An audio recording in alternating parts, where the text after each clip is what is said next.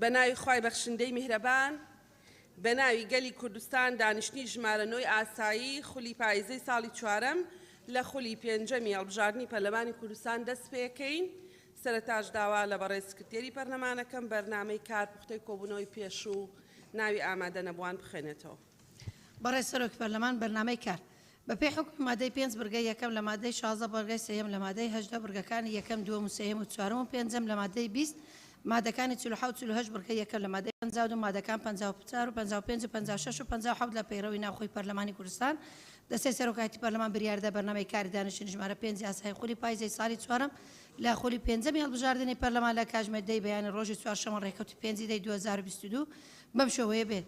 یەکەم خوێنەوە یەکەم بۆ پێشنیازی یاسای بەردەوامبوونی خولی پێنجەمی پەرلەمانی کوردستان بە پێی حکومی بڕگەی پێنجەمی لە مادەی 78 مادەکانی 79 لە پەیڕەوی ناوخۆی پەرلەمانی کوردستان دووەم بەردەوامبوون لەسەر خوێندنەوەی دووەمی ڕۆژە یاسای پەروەردە و فێرکار لە هەرێمی کوردستان. پوختەی دانیشتنی ژمارە 7 ئاسایی بە پێی حکومی بڕگەی دووەمی مادەی 252 لە پەیڕەوی ناوخۆی پەرلەمانی کوردستان پوختەی دانیشتنی ژمارە 8 ئاسایی خولی پاییزەی ساڵی چوارەم لە خولی پێنجەمی هەڵبژاردننی پەرلەمان لە کاتژمێردەی بەیانی ڕۆژی سێشەممە ڕێکەوتی 4 دەی 2022 بەم شێوەیە بوو. دەست پێکردنی دانیشتن لەلایەن بەڕێز سەرۆکی پەرلەمان خوێندنەوەی بەرنامەی کار و پوختەی دانیشتنی ناوی ئەندامان ئامادە نەبوو بە مۆڵەت و بێمۆڵەت لەلایەن بەڕێز سکرتێری پەرلەمان دەست پێکردنی بڕگەکانی بەرنامەی کار لەلایەن بەڕێز سەرۆکی پەرلەمان خوێندنەوەی دووەم کرا بۆ مادەکان 61 تا 8 کۆی گشتی 181 مادە لە پرۆژه یاسای پەروەردە و فێرکاری کۆتایی هاتنی دانیشتن لەلایەن بەڕێز سەرۆکی پەرلەمان بەڕێز سەرۆکی پەرلەمان ئەو ئەندامانەی کە ئامادە نەبوون هەمیان مۆڵەتیان پێدراوە ڕۆژان محەممەد کەریم سەروان محەممەد علی سیروان فەرەز محەممەد سەرکۆ ئازاد سەلمە فاتح سیروان فەرەد هاوڕێ بەنا هەدیە مڕاد ولا ئێوارەکەش بە هەمان شێوە محەممەد سعدەدین ئەنوەر سەباح محمود محەممەد مەم ئسکەندەر و هیمداد سەباح بیلان. زۆر سپاس. بەڵێ بەڕێزان دەست بە جێبەجێکردنی بەرنامەی کارەکەین داوا لە سەرۆکایەتی لیژنەی یاساییەکەین بێنە جێگەی خۆیان نوقتەی نظامیە نووسی باش کاک عەلی کاک کاوە کاک سیپان سەرچنارخان مژدەخان کاک سەروان کاک عەلی فەرموو. بەڕێز سەرۆکی پەرلەمان من بەپێی پێڕەوی ناوخۆ قسەیەکەم تایبەت بە بڕگەی یەکەم. دەسەڵاتەکانی پەرلەمان دیارە لە قانونەکە لە هەموو قانونە بەرکارەکانە دیارە بە پێی چ دەسەڵاتێک پەرلەمان ئەتوانێت تەمەنی خۆی درێژ کاتەوە. خاڵ یەکەم. دوو طبعاً ئەگەر قەرارە پەیوەست بێ بە ئیتیفاقەوە ئەم ئیتیفاقە ئێستا ناکرێت بەس ئەکرێ 6 مانگی تر بکرێت جا بۆ ئێستا نەکرێت و هیچ زمانێکیش نییە. ئەگەر دۆخی کوردستان وای لێ بێ دوو هێز ڕێککەون انتخاباتەکرێ ئەگەر ڕێک نەکەون تا ئەبەد ناکرێ کەواتە تا ئەبەد انتخابات لە کوردستانیان ناکرێ یا ئەبێ بە ئیتیفاقی دوو هێزی سیاسی بکرێ. بۆیە هیوادارین ڕوونکردنەوەی قانونیمان پێ بدەن ئستیناد لەسەر چ قانونیە تەمەنی پەرلەمان درێژەکرێتەوە. بەڵێ زۆر سپاس. سەرچنارخان. بەڕێز سەرۆکی پەرلەمان من پرسیارە لە دەستەی سەرۆکایەتی پەرلەمانەکەم هەر لەم وەرزەیە چەند یاداشت و چەند پێشنیازە یاسا دراوە بە سەرۆکایەتی پەرلەمان کە هەمووی پەیوەندی ڕاستەوخۆی بە ژیانی خەڵکەوە بۆ نەخراوەتە بەرنامەی کار بەڵام درێژکردنەوەی ماوەی پەرلەمان کە لە 39 تەقدیم کراوە ئێستا 5 دەیە لە ماوەی 5 ڕۆژە یەکسەر خوێندنەوەی یەکەم و موافقەی لەسەرکراو هێنرایە ناو هۆڵی پەرلەمان و ئەو ماوەی درێژەکرێت. ئەوەی کە پەیوەندی بە خەڵکەوە هەیە ناکرێ بەڵام ئەوەی کە پەیوەندی بە بەرژەوەندی حیزبە سیاسیەکان بە تایبەتی دوو حیزبی دەسەڵاتەوە هەیە خێرای هێنە ناو پەرلەمانەوە خوێندنەوەی یەکەم و دووەمی بۆ کەنوێکەن بە یاسا. بەڵێ سپاس. مژدەخان. بەڕێز سەرۆکی پەرلەمان هەر لەم پەرلەمانەدا لە 6 11دا سوێندمان خوار هەمومان پارێزەری بەرژەوەندیەکانی خەڵک بین بەڵام ئەوە تا دەبینین کە وەک سەرچنارخان گوتی 4 ساڵە یاداشتەکانی خەڵک ئەوەی پابەندە بە مافی خەڵک ناخرێتە بەرنامەی کارەوە بەڵام ئەوەتان خستۆتە بەرنامەی کارەوە بە نایاسایی کە کورسی بۆ خۆتان درێژ دەکەنەوە. هەمومان دەزانین کە وعدماندا و سوێنمان خوار و دەو پابەند باین بە قورئانەکەەوە. بەڕێز سەرۆکی پەرلەمان هەمومان دەزانین ئەگەر ماسێکی بەسەرچوو یاخود شتێکی بەسەرچوو دەرخواردی خەڵک بدەن ئەو تووشی سەرەتان دەبن. بە درێژکردنەوەی ئەم خولەی پەرلەمان و سەرۆکایەتی و حکوومەتیش تووشی سەرەتان دەبێ بۆ خەڵک پرۆسەی دیموکراسی دەبێت تە سەرەتان بۆ خەڵک. هیوادارم درێژی نەکەنەوە پابەند سوێند و وعدەکانی ڕابردووی خۆتان کە لە ڕابردوودا وعدتان بە خەڵکدا خۆت پێ دوا بوو درێژکردنەوە بۆ مامجەلالیش ئاسایی نییە خۆت وەکو قانونیەک پێت وانە بوو تکایە ڕێز لە قسەکانی خۆت بگرە لە قسەی سەرۆکی حیزبەکەتان بگرن هەم کاک مەزعود هەم مامجەلال کە لەگەڵ درێژکردنەوەی پەرلەمانە بوون ئێستا عیبە بۆ خۆمان کورسی بۆ خۆمان درێژ بکەینەوە. کاک سیپان. سپاس. مژدەخان فەرموو. بەڕێز سەرۆکا پەرلەمانی پێشتر دوو پەرلەمانتاران ئاماژە بە هەمان بابەتدا لێ من دەوێت ببادینی ئەس دێ بەحەسکەم داکو خەلکی بادینانشی تێبگەهێتن کە ئەڤروکەل پەرلەمانی کوردستانی چ دبیتن من دەوێت پرسیارێ ئاراستەی سەرۆکاتیە پەرلەمانی کوردستانê بکەم خەلکی کوردستانê ji bo 4 salan deng binînerên xwe da ji bo yekê Parlemanê Kurdistanê bergiriyê ji mafê wan bikin. Kewate divêt xelkê Kurdistanê wê biryar bidet aya Parlemanê Kurdistanê çi biket. Xelkî bu 4 sala deng dame ku ev Parlemanê Kurdistanê da ku ji mafê wan bikin. Ev rûke bi çi rêkara yasayî berê serûka Parlemanî Parleman xwe mavê xwe yasayî dirêj biket ku pêçanê hemî deqên yasayî eger deqekî yasayî heye me divêt ronkinê ji moyê bî çimkî ve pêşîlkêna mafên hewlatiyên Herêma Kurdistanê ku diviya li êkî de helbijatinê Parlemanî hat banekirin lê bedaxwe ev rûke Parleman bixwe bi rêgeka neşerîya mavê xwe dirêj dike lewra daxwaza ronkinê ji cenabê te dikem hokara dirêjkirina wadê Parlemanî çi ye زۆر سپاس کاکاوە مایکەکە وەڵا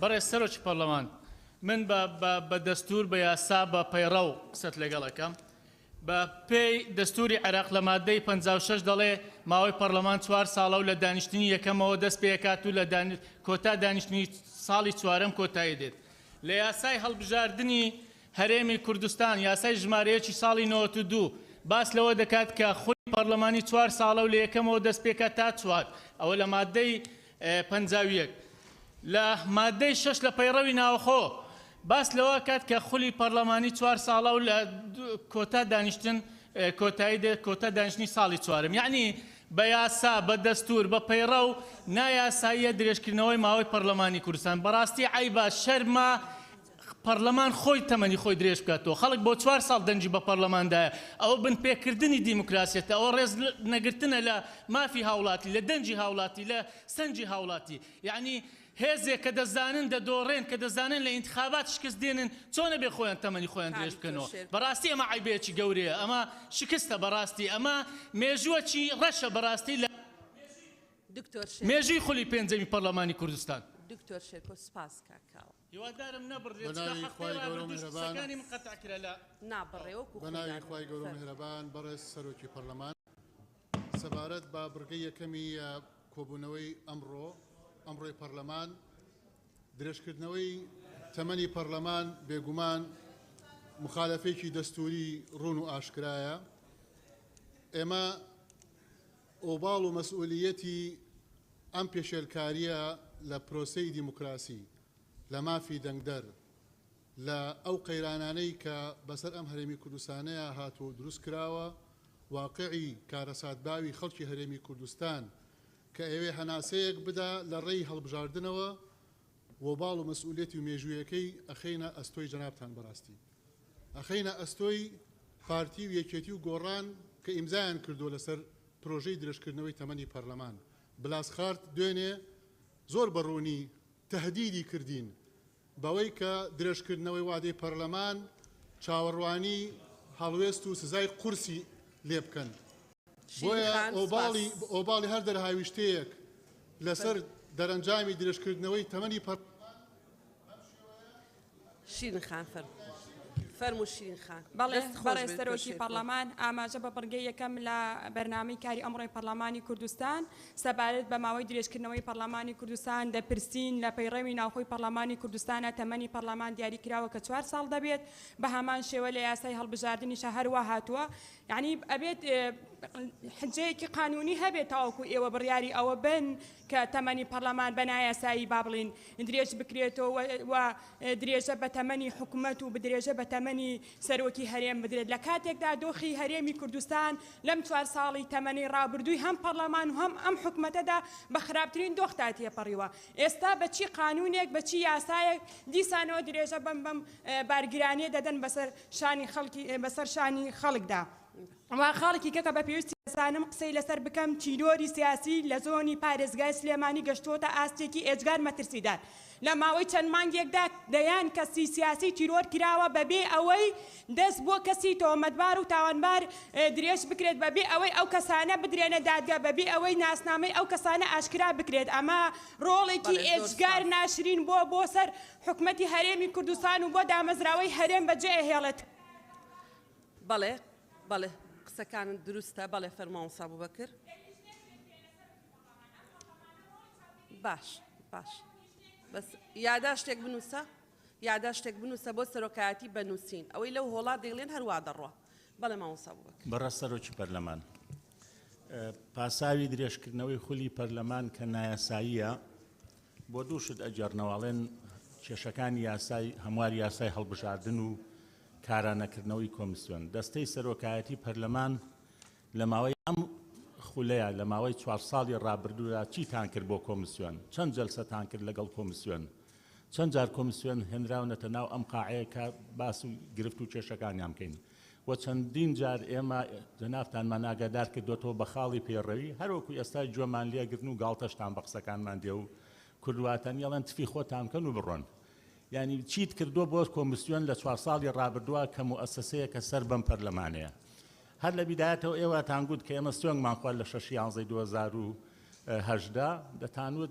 تا 2024 فعلەن ئەم ئیرادێ دیارە بوو هەر لە سەرتاوە و پار ئەم کاتانش کە من بە بەڕێزانتانم دەوت 1 ساڵمان ماوە لە تەمەنی پەرلەمان ئێوە دەتانوت براو خوشتی خۆتان دەبینەوانێت 2 ساڵی کەش ئێمە لێرە پێکەوەین کەواتە هیچ هەوڵێک نەدرا لە ماوەی ڕابردوودا بۆ ئەوەی کە خولی هەڵبژاردن لە کاتی خۆیدا ئەنجام بدرێت بۆیە ئەو باڵەکەی لە ئەستەی دەستۆی سەرۆکایەتی پەرلەمان بەڵێ باشە بەناوی خودای گەورە باشە زۆر سپاس هەموومان پێکەوەین بەڵێ کاکسرم بەناوی خودای گەورە و میهرەبان بەڕێ سەرۆکی پەرلەمانەمە چەند جارێک یاداشتمان پێشکەشی سەرۆکاتی پەرلەمان کرد بۆ بانگێشتی وەزیری ناوخۆ و وەزیری پێشمەرگە بۆ بەدواداچوون لەسەر ئەرک و واجباتی پێشمەرگە کەچی تاکو ئێستا بێوەڵام ماوینەتەوە ئەوە لێژنەی پێشمەرگە و لێژنەی ناوەخۆش یعنی چەند جارێک نەک جارێک و دووجار ڕەنگە 10 جار زیاتر داوای ئەوەمان کرد بێت و هەموو ملەتی کوردی شایدە لەسەر ئەوەی کە داوای چی دەکەین بۆ پێشمەرگە کە حەقی دروستی پێشمەرگەیە یعنی پێشمەرگە ئەگەر شەهادەی هەبێت بۆی هەژمار ناکرێت پێشمەرگە واجبی زۆرە پێشمەرگە هەموو ناڕێکیەک و ناشرینێک بەسەر پێشمەرگە دێت پێشمەرگەش دەمرێت بۆ ئەوەی ئێمە بژین ینی بەڕاستی من داوا لە هەمووتان دەکەم جارێکی تر ئەگەر بەو جۆرە بڕوات ڕەنگە ئەگەر جوابی مە نەدرێتەوە دوایین دانیشتنی بێت تا پەرلەمان ماوە و تا سەروان ماوە یعنی بایکۆتی دانیشتەکان دەکەم ئەگەر لەسەر پێشمەرگە بە جواب نێت بەڵێ زۆر سپاس کاک سەروان دەست بە جێبەجێکردنی بڕگەی یەکەمی بەرنامەی کارەکەین وەڵامی هەموو ئەو پرسیارانەتان لە خوێندنەوەی دووەم لەلایەن بەڕێزان لە لیژنەی یاسایی درێتەوە بەڵێ کاک عەباس کاک جەلال فەرموون وەڵامەکەی لە لای لیژنەی یاساییە لە کۆبوونەوەی خوێندنەوەی دووەم بەڵێ فەرموون بەڵێ فەرموون سپاس کاک عەلی بەڕێز سەرۆکی پەرلەمان پێشنیازە یاسایەک لە بە پێشنیازە یاسای بەردەوامی خولی پێنجەمی پەرلەمانی کوردستانی عێراق داش عێراق پێشکەشکراوە لەلایەن ژمارەیەک ئەندامانی پەرلەمانی بەڕێز کە پێکهاتووە لە 3 مادەوەیەکانی دەرچواندن لەلایەن ئەم ئەندامە بەڕێزانەی خوارەوە کە ژمارەکان و ناوەکانیان بۆی کە بەڕاستی ماوەکەتان بۆ کورت کەمەوە سەرجەم ئەندامانی فراکسیۆنی پارتی دموکراتی کوردستان کە 45 ئەندامە 22 ئەندام لە فراکسیۆنی یەکێتی نیشتیمانی کوردستان 11 ئەندام سەرجەم پێکهاتەکانی ئەم فراکسیۆنە و 7 ئەندام لە ئەندامانی فراکسیۆنی گۆڕان پێویست دەکەونیان بخۆن بەڵێ سەرجەم داوا لە بەڕێستان دەکەم کە ئاراستەی لیژنەی تایبەتمەندی بکەن زۆر سپاس بەڵێ ئەو پرۆژەیە پێشنیازە یاسایە ئاراستەی سەرجەم ئەندامانی پەرلەمان لیژنەی یاسایی یەکرێ و زۆر سپاس بەڕێزان بە پێی مادەی 92 دەمانەوەی خەسڵەتی بەپەلەی پێ بدەین هەر بەڕێزێکی لەگەڵە با دەستبەرزکاتەوە پەسەند کرد بەڕێزان لە لیژنەی پەروەردە وەرنە شوێنی خۆتان دانیشن زۆر سپاس دەستان خۆش بێت یاساییش لێوێ بەقیت خۆیان یاسایی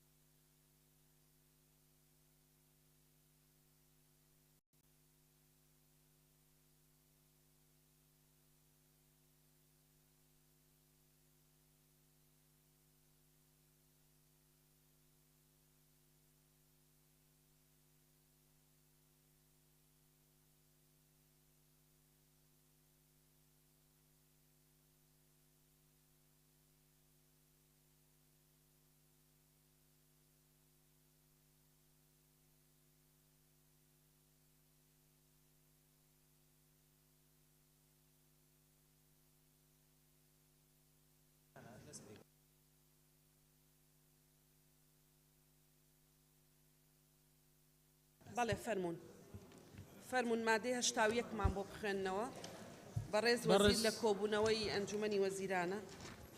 بەڕێز سەرۆک پەرلەمان بەشی نوێم پلانی فێرکردن و پرۆگرامەکانی خوێندن تەوەری یەکەم پلانی فێرکردن مادەی 81 یەکەم پلانی فێرکردن لە دامەزراوە حکوومیەکان لەلایەن ئەنجومەنی وەزارەتەوە بڕیاری لێ دەدرێت. دووەم دەبێت پلانی فێرکردن ئەم تەوەرانە لەخۆ بگرێت. 1. بنەما گشتیەکان 2. بەهاکان 3. ئەو ئامانجانەی دەبێت لە هەر بازنەیەکدا بۆ منداڵان و قوتابیان و خوێندکاران دیاری بکرێت. 4. ئەو کارامەیانەی لە منداڵان و قوتابیان و خوێندکاران چاوەڕێ دەکرێن.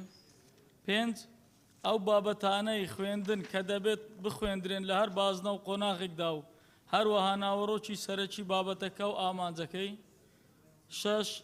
ژمارەی بە شەوانەکان بۆ هەر بابەتێک لە ساڵێکدا.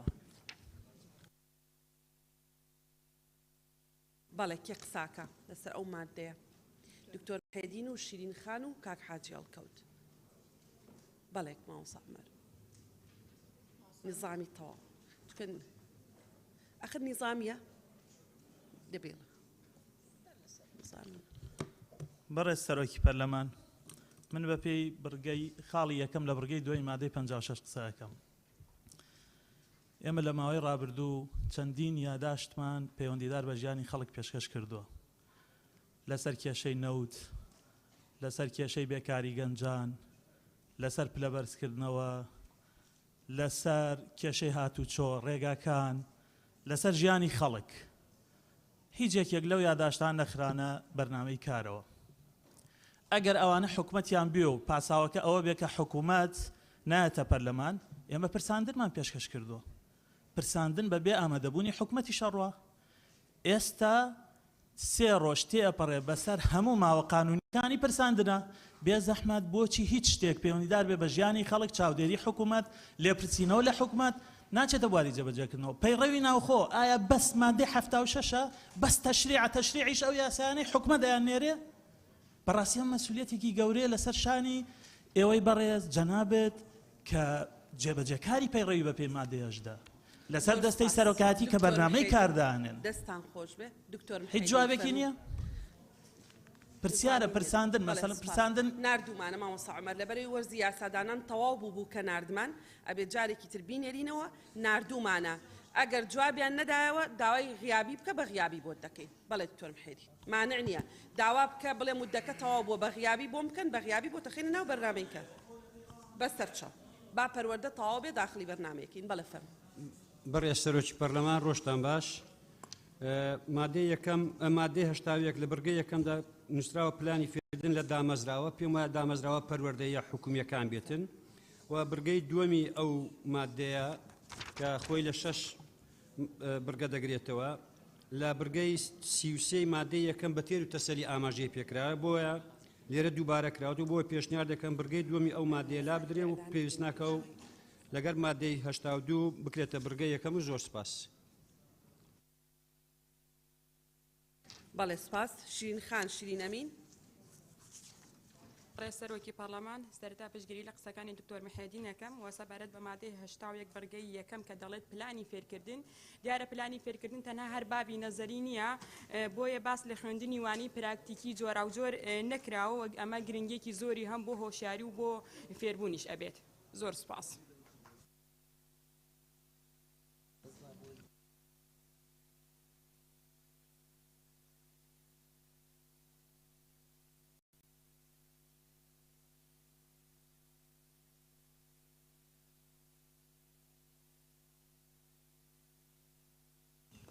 بەڵێ کاک حاجی هەڵکەوت. بەنای خوای گەورە و میهرەبان بەڕێز سەرۆکی پەرلەمان لە مادەی 81 بڕگەی سوار هاتووەڵێ ئەو ئەو کارەمەیانەی لە منداڵان و قوتابیان و خوێندکاران ساوەڕێ دەکرێت پێم باشە لەم مادەی سوارە لەم فەقەری سوارە بڕگەیەکی بۆ زیاد کرێ هەموو ئەو قوتابی و خوێندکارانە بەهرەیەکی زیادیان هەیە لە ساو هاوپۆلەکانیاندا زیاد بکرێنەوە و لە قوتابخانەیەکی نمونەییدا پێیان بخوێندرێت و زۆریان توانای بڕینی ساڵێکدا 2 پۆلیان هەیە لەبەرەوە لە زوربەی وڵاتە پێشکەوتوەکانیشە بە هەمان شێوە تەلەبەی وا هەیە کە بەهرەی جیاوازیان هەیە لە ساڵێک ئەتوانن 2 پۆل ببڕن. زۆر سپاس. بەڵێ زۆر سپاس. مادەی دوایەوەمان بۆ بخوێنەوە. مادەی 82. بەڕێز سەرۆک پەرلەمان تەوەری دووەم پرۆگرامەکانی خوێندن. مادەی 82. یەکەم پێویستە هەر یەک لە باخچەی منداڵان خوێندنی بنەڕەتی خوێندنی ئامادەی پەیمانگای پەروەردەیەکان خوێندنی خێرا و نەهێشتنی نەخوێندەواری پرۆگرامی خوێندنی تایبەت بە خۆیان هەبێت کە لەگەڵ توانستەکانی منداڵ و قوتابی و خوێندکار لە هەر قۆناغ و بازنەیەکدا بگونجێت. دووەم پرۆگرامی خوێندن بریتیە لە 1. بەشێکی پلانی فێرکردن کە پەیوەستە بە قۆناغێکی خوێندن یان بازنەیەکی دیاری کراو. 2. کتێبەکانی خوێندن لە هەر بابەتێک. 3. کتێبەکانی ڕاهێنان. 4. ڕێبەری مامۆستا. 5. ڕێبەری سەرپەرشتیاری پەروەردەیی. 6. ڕێبەری سیستەمی تاقیکردنەوەکان و هەڵسەنگاندن. 3. پرۆگرامەکانی خوێندن بۆ هەر بازنە و قۆناغێک لەلایەن وەزارەتەوە بڕیاری لێ دەدرێت ئەویش بە سوود وەرگرتن لە کەسانی پسپۆر و ئەزمونە جیهانێک سەرکەوتووەکان. 4. ئەرکی ئەنجومەنی وەزارەتە کە لانی کەم هەر 4 ساڵێک لەسەر پێشنیازی لیژنەی پسپۆر لە بەڕێوەبەراتی گشتی پرۆگرامەکانی خوێندن بە ڕێگە و میکانزمی زانستی گونجاو بە مەبەستی هەڵسەنگاندن و پەرەپێدانی پرۆگرامەکانی خوێندن پێداچوونەوە بە پرۆگرامەکاندا بکات. سواس. بەڵێ کاک عوسمان لە مادەی 81 ناو نووسرا بوو. بەڵێ فەرموو. دوای ئەوە لەسەر 82 ناوە نووسی. بەڕێز سەرۆکی پەرلەمان مادەی 81 من پێم وایە بڕگەیەکی بۆ زیاد بکرێت ئەویش بەها نیشتیمانیەکانە. زۆر سپاس. بەڵێ زۆر سپاس کاک عوسمان. بەڵێ لەسەر مادەی 82 کێ قسەی هەیە ناویان بنووسە. دکتۆر محێدین، کاک مەلا ناصر.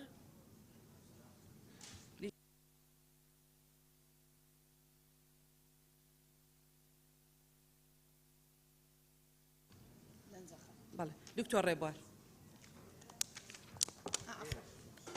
بە ناوی خی گەورە و میێرەبان بەڕێز سەرۆکی پەرلەمان لە بڕگە یەکەمدا باس لە ئەوە کە باخچەی منداڵان و خوێندنی بنەڕەتی پرۆگرامی خوێندنی تایبەت بە خۆیان هەیە بۆ ئەوەی کە بۆ بەرچاوڕوونی ئێمە وا پێویستەکە ئێمە ئاشنابین بەو پرۆگرامە ئەگەر بکرێ بە پاشکۆ لەگەڵم پێشنیازە یاسا پرۆژە یاسای هاوپێچ بکرێ گرنگە بوو بۆی تێبینی ئەگەر هەمان بێ لەسەر خودی منهەجەکە و پرۆگرامەکەشمان هەبێ. زۆر سپاس. لەنجە خان. بەڕێز سەرۆکی پەرلەمان سەبارەت بە خاڵی سێم کە دەڵێ پرۆگرامەکانی خوێندن بۆ هەر بازنە و قۆناغێک لەلایەن وەزارەتەوە بڕیاری لێ دەدرێت پێشنیار دەکەم وەزارەت بکرێتە ئەنجومەنی ڕاوێژکاری وەزارەت کە بە سەرۆکایەتی وەزیرە لەبەر ئەوەی لەناو وەزارەت چەند فلتر دەبڕی تا دەگاتە ئەو قۆناغەی دەگاتە بەردەستی ئەنجومەنی ڕاوێژکاری بە سەرۆکایەتی وەزیر اینجا بڕیاری لێ دەدرێ. سوپاس. بەڵێ زۆر سپاس بە خراپنی بەڕێز وەکیلی وەزیری پەروەردە و بەڕێز بەڕێوەبەرە گشتیەکانەکەین. سەوسەن خان. بەڕێز سەرۆکی پەرلەمان من لەسەر خاڵی دووەم تێبینیم هەیە و لەسەر بڕگەی سێەمیش لە خاڵی دووەم پێشنیاز دەکەم بەو شێوازەی لێ بکرێن نووسراوە کتێبەکانی خوێندن لە هەر بابەتێک. یعنی ئەمە زۆر ڕوون نییە لەبەرەوە پێشنیاز دەکەم کە بکرێتە کتێبەکانی خوێندن لە گشت بوارەکانی خوێندندا یانیش کتێبەکانی خوێندن لە گشت بوارەکانی پەیوەندیدار بە قۆناغی خۆی. لە بڕگەی سێمیش ینی پێشنیار دەکەم سەبارەت بە پرۆگرامەکانی خوێندن لە کۆتایی بڕگەی سێم ئەمە زیاد بکرێ. هەروەها ڕاستە ئێمە لە وانەکانی خوێندندا باس لە پرۆسە و ئەو کارە ساتانە کە بەسەر گێلی کورد داهاتووە چ ئەنفال چ جینۆسایت کیمیابارانی هەڵەبجە بەڵام پێم باشە بەو شێوازە ئەو بڕگەیە زیاد بکرێ هەروەها بەشێکی باشی وانەکان تایبەت بکرێت بە باسکردن لە ئەنفال و کیمیاباران و جینۆسایدی گەلی کورد کە ئەمەش بەشێکە لە مێژوو گەلی کورد و ناکرێت لە ڕاگەیانەکان باس لەو کارە ساتانە بکرێت کە بەسەر گەلەکەمان داهاتووە بۆ ئەوەی نەوەی داهاتوو ئاشنا بێت بەو کارە سات و جینۆسایدەی بەسەر گەلەکەمان هاتووە پێویستە زیاتر لە قۆناغەکانی خوێندندا ئاماژەی پێ بدرێت. هەروەها پێشنیاز دەکەم سەبارەت بە مەسەلەی ژینگە پارێزی یعنی زۆر گرنگە وەکووانە بخوێنرێ. زۆر سپاس. بەڵێ سپاس. کاک مەلا ناسر. بەناوی خی گەورە و میهرەبان بەڕێز سەرۆکی پەرلەمان سەبارەت بە مادە 82 بڕگەی چوارەم ئەرکی ئەنجومەنی وەزارەتە کەلانی کەم 4 ساڵێک لە پێشنیاری لیژنەی نەکەت پێ بڵێم بۆیە لە پێشنیاری لیژنەی پسپۆر لە بەڕێوەبراتی گشتی پرۆگرامەکان و خوێندن بە ڕێگەی میکانیزمی زانستی گونجاو بە مەبەستی هەڵسەنگاندن و پەرەپێدانی پرۆگرامەکانی خوێندن پێداچوونەوە بە پرۆگرامەکاندا بکات. بۆیە 4 ساڵ زۆرە پێویستە هەڵسەنگاندن بۆ پرۆگرامەکانی خوێندن و پێداچوونەوە بکەن بە بەردەوامی لە کاتی پێویستە پرۆگرامەکان بگۆڕن. زۆر سپاس. بەڵێ زۆر سپاس. دکتۆر محێدی. بەڕێز سەرۆکی پەرلەمان لە بڕگەی دووەم لە مادەی 82 پێناسەی ئەو پرۆگرامەکانی خوێندن لە بڕگەی 35 لە مادەی یەکەم بە تێری و تەسەلی پێناسە کراوە و دووبارەکردنەوەی دیسان لێرکوانە پێم وایە زەرور نییە و ژمارەی مادەکانی ئەو یاسایە خۆی لە 181 مادە بۆ ئەوی کەمێکی ژمارەی مادەکانی کەم بکەینەوە و بەهاکەین خۆی لە دەستنەدا و مانەکانی خۆی لەزنا پێشنیاری ئەوە دەکەم کە ئەو مادەیە تەنها ناونیشانەکەی بنێبەوە کە بە بڕگەیەک بێ بەناوی پرۆگرامەکانی خوێندن بۆ ئەوەی دەیەوێت شارەزابی بچێتەوە سەر بڕگەی 35 لە مادەی یەک و زۆر سپاس. بەڵێ زۆر سپاس. لیزا خان. بەڕێز سەرۆکی پەرلەمان سەبارەت بەم مادەیە ئیزافەیەکم بۆ بڕگەی سێیەم هەیە کە دەڵێ بە سوودوەرگرتن لە کەسانی پسپۆر پێم باشە 2.6 بۆ زیاد بکرێ پسپۆری نێوخۆیی و بیانی بەم شێوەی لێ بکرێ ئەویش بە سوودوەرگرتن لە کەسانی پسپۆری نێوخۆیی و بیانی چکە زۆر جار هەیە پێویستمان بۆ پسپۆرانەش هەیە کە بیانەکان دەتوانن ئیزافەی باشتر بۆ کەرتی پەروەردە دابین بکەن. هەروەها پشتگیری لە بۆچوونەکانی سەوسەنخانی شەکەم بە تایبەتی لە پرسی ژینگە پێویستە لە پەروەردە زیاتر گرنگی پێ بدرێ. زۆر سپاس. بەڵێ زۆر سپاس. مامۆستا نەجات. بەڕێز سەرۆکە پەرلەمانی سەبارەت مادە 82 بڕگا 2 خاڵە 4 دیاردا کارنای جوانەهای ناف کۆمەڵگەیەمەدا ئەوە کە ڕێبەری مامۆستایان دەستی قوتابیە داگەلەکە هەی لێرە بیتە ئەگەر هەندێک و داهێنا لای قوتابیان کێم ببیتن بەر هەندێ نابیتن ڕێبەری مامۆستا بکە بیتە دەستی قوتابیە تیبیا خاڵەکە بیتن بێرە ڕێگریە لێ چەندێ بکات و زۆر سوپاس. بەڵێ زۆر سپاس. کاگازات. بەڕێز سەرۆکی پەرلەمان مادەی 82 بڕگەی 2 6 نقطەیە نقطەی 2 3 4 5 و 6 نقطەکانی زۆر مهمن بەڵام ئێستا لەبەرەوەی سەعاتی دەوام ئەوەندە کەمە ئەو چار نقطە هیچ جێبەجێ ناکرێ ئەگەر سەعاتی خوێندن زیاد نەکرێ مەسەلەن ڕاهێنان و ڕابەری مامۆستا و سەرپرشتی پەروەردە و تاکردنەوەی هەڵسەنگاندن ئەوانە باش دەزانانی ئەوانەی پەروەردەین ئەوانەی دەرسیان گوتەوە باش دەزان ئەوانە جێبەجێ ناکرێ دەبی سەعاتی خوێندن زیاد بکرێ سەعاتی خوێندن زیاد نەکرێ ئەوانە جێبەجێ ناکرێ لێ دەوامەکی کەم دەکەین منهەجێکی زۆرمانەیە بیگۆڕین منهەجێکی کەم بکەین دەوامەکەمان زۆر بکەین سوپاسان دەکەین. بەڵێ زۆر سپاس. گوڵستان خان گوڵستان سەعید. بەڕێز سەرۆکی پەرلەمان سەبارەت بە مادەی 82 بڕگەی دووهەمیان لە کتێبەکانی ڕاهێنان هۆکارەکانی فێرکردن و پەروەردەیش زیاد بکرێ مادام قۆناغی باخچەش ئەگرێتەوەمە لەوانەیە کتێبی ڕاهێنان زۆر بۆ مناڵی ئەو تەمەنە باش نەبێ ئەوەنەی هۆکارەکانی فێرکردن و پەروەردەیی گرنگە بۆیە من پێم باشە لەگەڵ ئەوە زیاد بکرێ. زۆر سپاس. بەڵێ زۆر سپاس. مادەی دوایەوەمان بۆ بخێنەوە.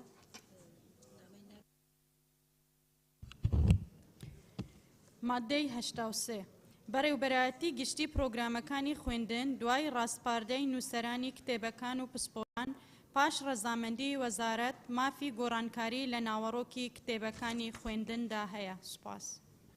بەڵێ مادەی 83 کێ قسەی هەیە؟ اسماعیل هەڵەسخان دکتۆر ئیدریس لیزا خان گوڵستان خان گوڵستان باقی بینوسە لیزا خان فەرموو. بەڕێز سەرۆکی پەرلەمان هەر لێرەش دوای ڕاستپاردەی نووسەرانی کتێبەکان و پسپۆرانی بیانی و نێوخۆی بۆ زیاد بکرێت ئەو دووشێ بۆ ئەم مادەیە زیاد بکرێت. زۆر سپاس.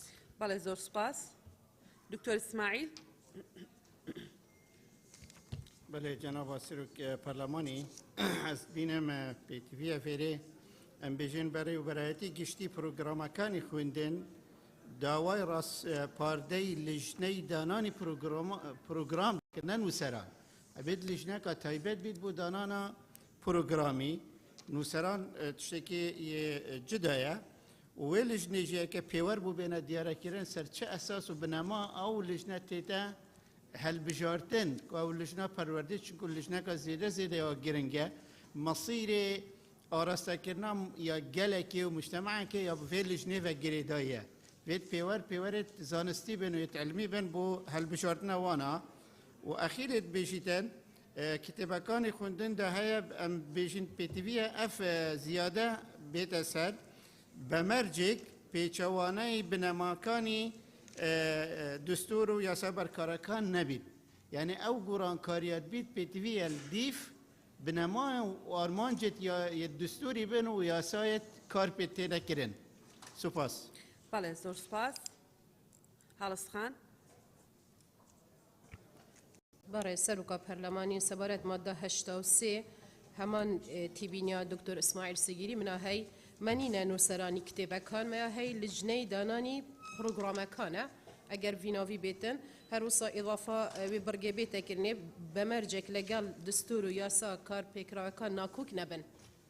زور سپاس. بله زور سپاس. لنجا خان.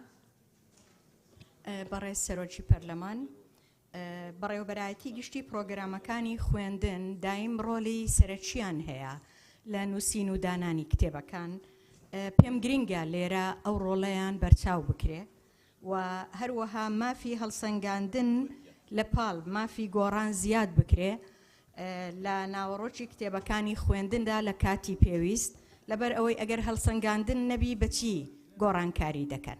زۆر سوپاس. بله زور سپاس. سرچنار خان. برای سروکی پارلمان من پیشگیری لوتکانی دکتر اسماعیل سگیری و ماوسا هلیزکم. بله زور سپاس. دکتر محیدی. برای سروکی پارلمان سبارت با پروگرامکانی خوانده رنگ هندی زار خودی وزارت یان بەڕێوەبەرایەتی پرۆگرامەکان بە پێویستی بزانی خۆی پرۆگرامەکان بگۆڕ یعنی داوا دەکات خۆی بۆیە پێویست ناکە ڕاستپاردەی نووسەران و پسپۆران وەرگری هەندێک جار زەرورەت دەزانێ یان زەرورەت وا پێویست دەکات کە پرۆگرامەکان بگۆڕی بۆیە من پێشنیار دەکەم کە بەڕێوەبەرایەتی گشتی پرۆگرامەکانی خوێندن مافی گۆڕانکاری پەرتووکەکانی خوێندنی هەیە دوای وەرگرتنی ڕەزامەندی وەزارەتی پەروەردە و ڕاستپاردەی نووسەرانی پەرتووکەکان و پسپۆرانی بواری پەروەردە و فێرکردن. زۆر سپاس. و لەگەڵ ئەوەم هەر سێ مادەی 81 82 83 پەیوەست بە پلانی فێرکردن و پرۆگرامەکان لە یەک مادەدا بە بڕگەی جیاجیا لەژێر ناونیشانی پلانی فێرکردن و پرۆگرامەکانی خوێندن یەک بگرێنەوە. زۆر سپاس. بەڵێ زۆر سپاس. گوڵستان خان گوڵستان باقی.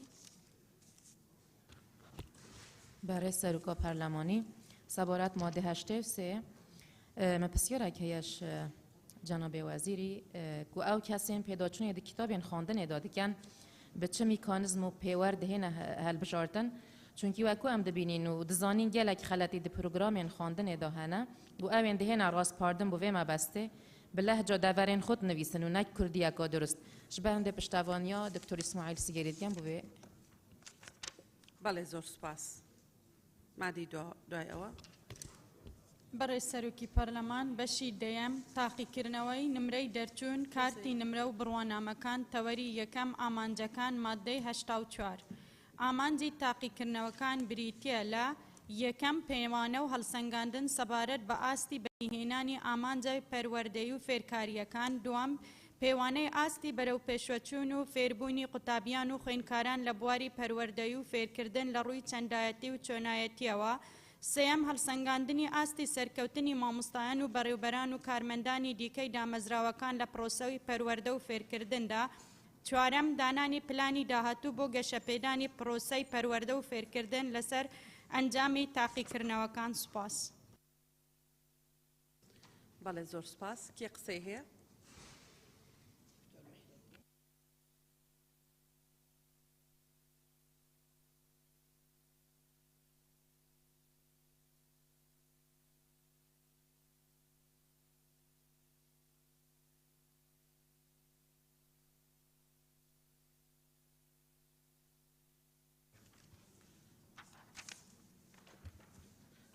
بەڵێ سەرچنارخان.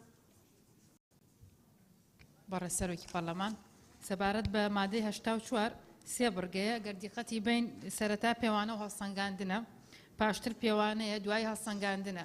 ئەگەر ئەتوانین بکەین بە ینی بڕگەیەکی گشتگیر هەمووی تاجێ بکەینەوە، ینی ئەتوانێت ینی ئاوای لێ بکە لە جاتەوەی سێ خاڵ بێ. ئەمە خاڵێک. لە بڕگەی سێ ماڵە هەڵسەنگانی ئاسی سەرکەوتنی مامۆستایان. یعنی چی سەرکەوتنی مامۆستایان؟ ئەگەر لیژنە ڕوونکردنەوەمان باتێ لەسەر و بابەتێت لی تێنەگەشتم. سوپاس. بەڵێ زۆر سپاس. کاگازات. بەڕێز سەرۆکی پەرلەمان لەو مادەیە هاتووە تاقیکردنەوە نمرەی دەرچوون و کاتی نمرەی بڕوانامەکان. بەڕاستی ئەمە تەڵەبەی بەس لەسەر تاقیکردنەوە لەسەر نمرە هەڵدەشتەنجێنین. یعنی ئەوە چی ئوسلوبەکی دی نییە تەنها نمرە لەسەر دەرەجەکە نەبیتن لەسەر شتی دیژبی. یعنی لەوانەیە تەڵەبا ئەو دەمی کە ئیمتحان دەدەن نمرەکەی و هانەبی بەڵام مەستەوایەکی باشی هەیە. بەڕای من ئەوە زیاد بکرێ هەڵسەنگاندن تەنها لەسەر نمرە نەبی. سوپاسان دەکەم. بەڵێ زۆر سپاس. کاک شێخ زاهر. بەناوی خۆی گەورە بەڕێ سەرۆکی پەرلەمان ئەو ئامانزانەی لەو یاسایەت لەو مادەیە داهاتون پێما بێم و ئامانزی پەروەردەینە پرسیار ئەی ئامانزی قوتابیان چێت لە تاقیکردنەوە لە لیژنەی تایبەتمەند دەپرسم و زۆر سپاس. بەڵێ زۆر سپاس. کاک چیا؟ بەڕێز سەرۆکە پەرلەمانی تێبینیامل سەر بەرگاسیەبی هەڵسەنگاندنا سەرکەوتنی مامۆستا ئەگەرم بەرە خۆبنە ناونیشانی نویسیە تاقیکردن نمرە و کارتی نمرە و بڕوانامە. ئەوە هەڵسەنگاندنا مامۆستا هیچ پەیوەندی بە ناونیشانی ڤەنینە مپێ باشە مادە سیە بێتە ڕاکردن بۆ مادە سەریجێک هەروەسا پشتەوەنیە کاک ئازادی کەم و هەڵسەنگاندن نە تەنها سەر نمرە و تاقیکردنێ بێت ویا هەندێک شتێ جل سەر زێدە بکرد مەسەلەن ڕفتارە قوتابی ناف مشارەکە قوتابی ناف قوتابخانەی داژت بەشێک بجێ هەڵسەنگاندنێ نە تەنها نمرە کافی نینە. زۆر سپاس. بەڵێ زۆر سپاس. دکتۆر ڕێبوار. بەڕێز سەرۆکی پەرلەمان دیارە تاقیکردنەوە بۆ خۆی میکانیزمێکی گرنگە بۆ هەڵسەنگاندنی توانا و شیانی قوتابیان چ بۆ لە بواری ئەوەی کە چەند لە مادەکە تێگەیشتووەوە چەند دەتوانێت مادەکە ئەستیعاب بکەوە چەند دەتوانێت تعبیر لەو بڵێن چاپتەرە بکە کە پێدراوە بۆەوەی کە تاقیکردنەوەی لەسەرکراوە. بەڵام خاڵێک زۆر گرنگە پەیوەستە بە بواری فێرکاری نەک بە بواری پەروەردەی. ئەویش دەرخستنی ئەوەی کە بێدەڵێن فروق فەردی جیاوازی یا توانستی نێوان قوتابیەکان بۆیە گرنگە ئاماژەی پێ بکرێ لەبەرەوەی کە فروق فەردی یەکێکە لە ئاماژە هەرە سەرچەکان لە پرۆسەی فێرکردن بە تایبەتی لە پرۆسەی تاقیکردنەوەکانە. بەڵێ سپاس کاکتۆر. دکتۆر محێدی. بەڕێز سەرۆکی پەرلەمان من پشتیوانی بەڕێز سەرچنارخان دەکەم سەبارەت بە خودکردنەوە کورتکردنەوەی و داڕشتنەوەی ئەو بڕگانەی مادەی 84 و ئەوەی سەبارەت بە هەڵسەنگاندنی ئاستی سەرکەوتنی مامۆستایان پێمە ئەوە سەرکەوتنی مامۆستایان بکرێتە ئاستی مامۆستایان مستەوایان سەبارەت بە پرۆسەی پەروەردە و فێرکردن و زۆر سپاس. بەڵێ زۆر سپاس. وەڵامەکانتان بەڕێز وەکیلی وەزیر ئەینووسێ یارمەتیمان بدەن لیژنە. فەرموو دکتۆرە فەرموو. بەڕێز سەرۆکی پەرلەمان سەرەتا دەستخۆشی لە هەواڵان دەکەم بۆ دەوڵەمەندکردنی ئەم مادەیە.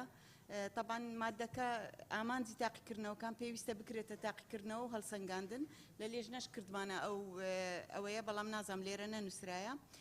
بەنسبەت خاڵی سێم کە زۆربەی ئەندامان پرسیاریان هەبوو هەڵسەنگاندنی ئاستی سەرکەوتنی مامۆستایان و بەڕێوەبەران و کارمەندانی دیکەی دامەزراوەکان لە پرۆسەی پەروەردە و فێرکردن طبعاً ئێمە پرۆسەی دڵنیایی جۆریمان هەیە کە مامۆستایان پرسیارەکان چۆن دادەنێن ڕێژەی دەرچوونی قوتابیان و فیدباکی قوتابیان لەسەر تاقیکردنەوەکان ئەوە ئاستی سەرکەوتنی مامۆستایان زۆر سپاس وەڵامی پرسیارەکەی سەرچان خانە بەڵێ سپاس مادەی دوای ئەومان بۆ بخوێنەوە تەوەری دووەم بنەمای بەڕێز سەرۆکی پەرلەمان تەوەری دووەم بنەمای تاقیکردنەوەکان مادەی 85 یەکەم تاقیکردنەوەکان لەسەر ناوەڕۆکی بابەتەکانی خوێندن بنیاد دەنرێن دووەم کتێبە بڕیار لێدراوەکانی خوێندن تەنها سەرچاوەن بۆ تاقیکردنەوەکان سێەم سزا کارژێریەکانی گزیکردن بە ڕێنمایی ڕێک دەخرێن سپاس بەڵێ ئەو ناوانە بنووسە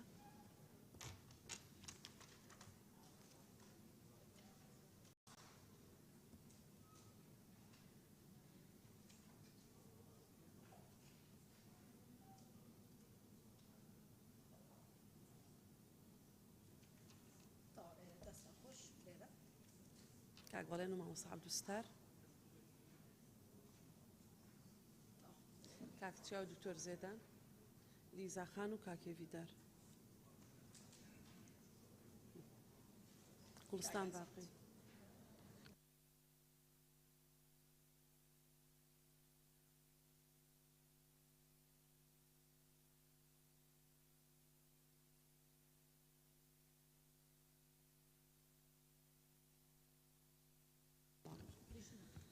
کاک بەڵێن فەرموو بەڕێز سەرۆکی پەرلەمان تێبینیەکەی من لەسەر بڕگەی سێمی مادەی 85 کاڵە سزا کارژێڕەکانی گزیکردن بە ڕێنمایی ڕێکخرێ بەڵام ڕوون نییە کێ ڕێکێخە ئەنجومەنی وەزارەت ڕێکێخە لە بەڕێوەبەرایەتە گشتیەکان ڕێگەخرێ ئەگەر ئەندامانی بەڕێزی لیژنە ڕوونکردنەوە بن زۆر سپاس بەڵێ زۆر سپاس مامۆستا عەبدولستار بەناوی خوای بەخشندە میهرەبان بەڕێز سەرۆکی پەرلەمان لە مادەی 85 لە خاڵی یەکەم یا لە بڕگەی یەکەم تاقیکردنەوەکان لەسەر ناوەڕۆژی بابەتەکانی خوێندن بنیاد دەنرێ وەڵام من دەڵێم بۆ نووسابە یعنی ناوەڕۆژی بابەتەکان چکە ناوەڕۆک جیایە لە خودی بابەتەکە واتە تو شتێکت پخوت کردوتەوە شتێکت ڕێ خستوون یعنی ناوکێک لێ دەرێناوە ئەمە مانای ئەوەیە کە ئەگەر ئەو قوتابیە وەڵامێکی دایە بەڵام ناوەڕۆژی بابەتەکە نەبوو ڕەنگە بەڕاستدا نەنرێ بێن پێمە ئەم ناوەڕۆکە زیادە لەوێ هەر بڵێن تاقیکردنەوەکان لەسەر بابەتەکانی خوێندن بنیاد دەنرێ ناوەڕۆک بە زیاد دەزانم دەشتڕونیکەنەوە بەس پێم وایە زیادە بەڵێ سپاس کاک پێشەوە بەڕێز سەرۆکی پەرلەمان لە بەرگەی سێمەوەی کە باسی گزیکردن ئەکات یعنی تەنها سەیری قوتابی کراوە لێرە ئەوەی کە دزە بە پرسیارەکات مادەی دوای ئەوە مادەی دوای ینی چکە ئەوەش حەقە باز بکرێت سواس دەست خۆش لە مادەی دوای ئەوەیە دکتۆر زێدان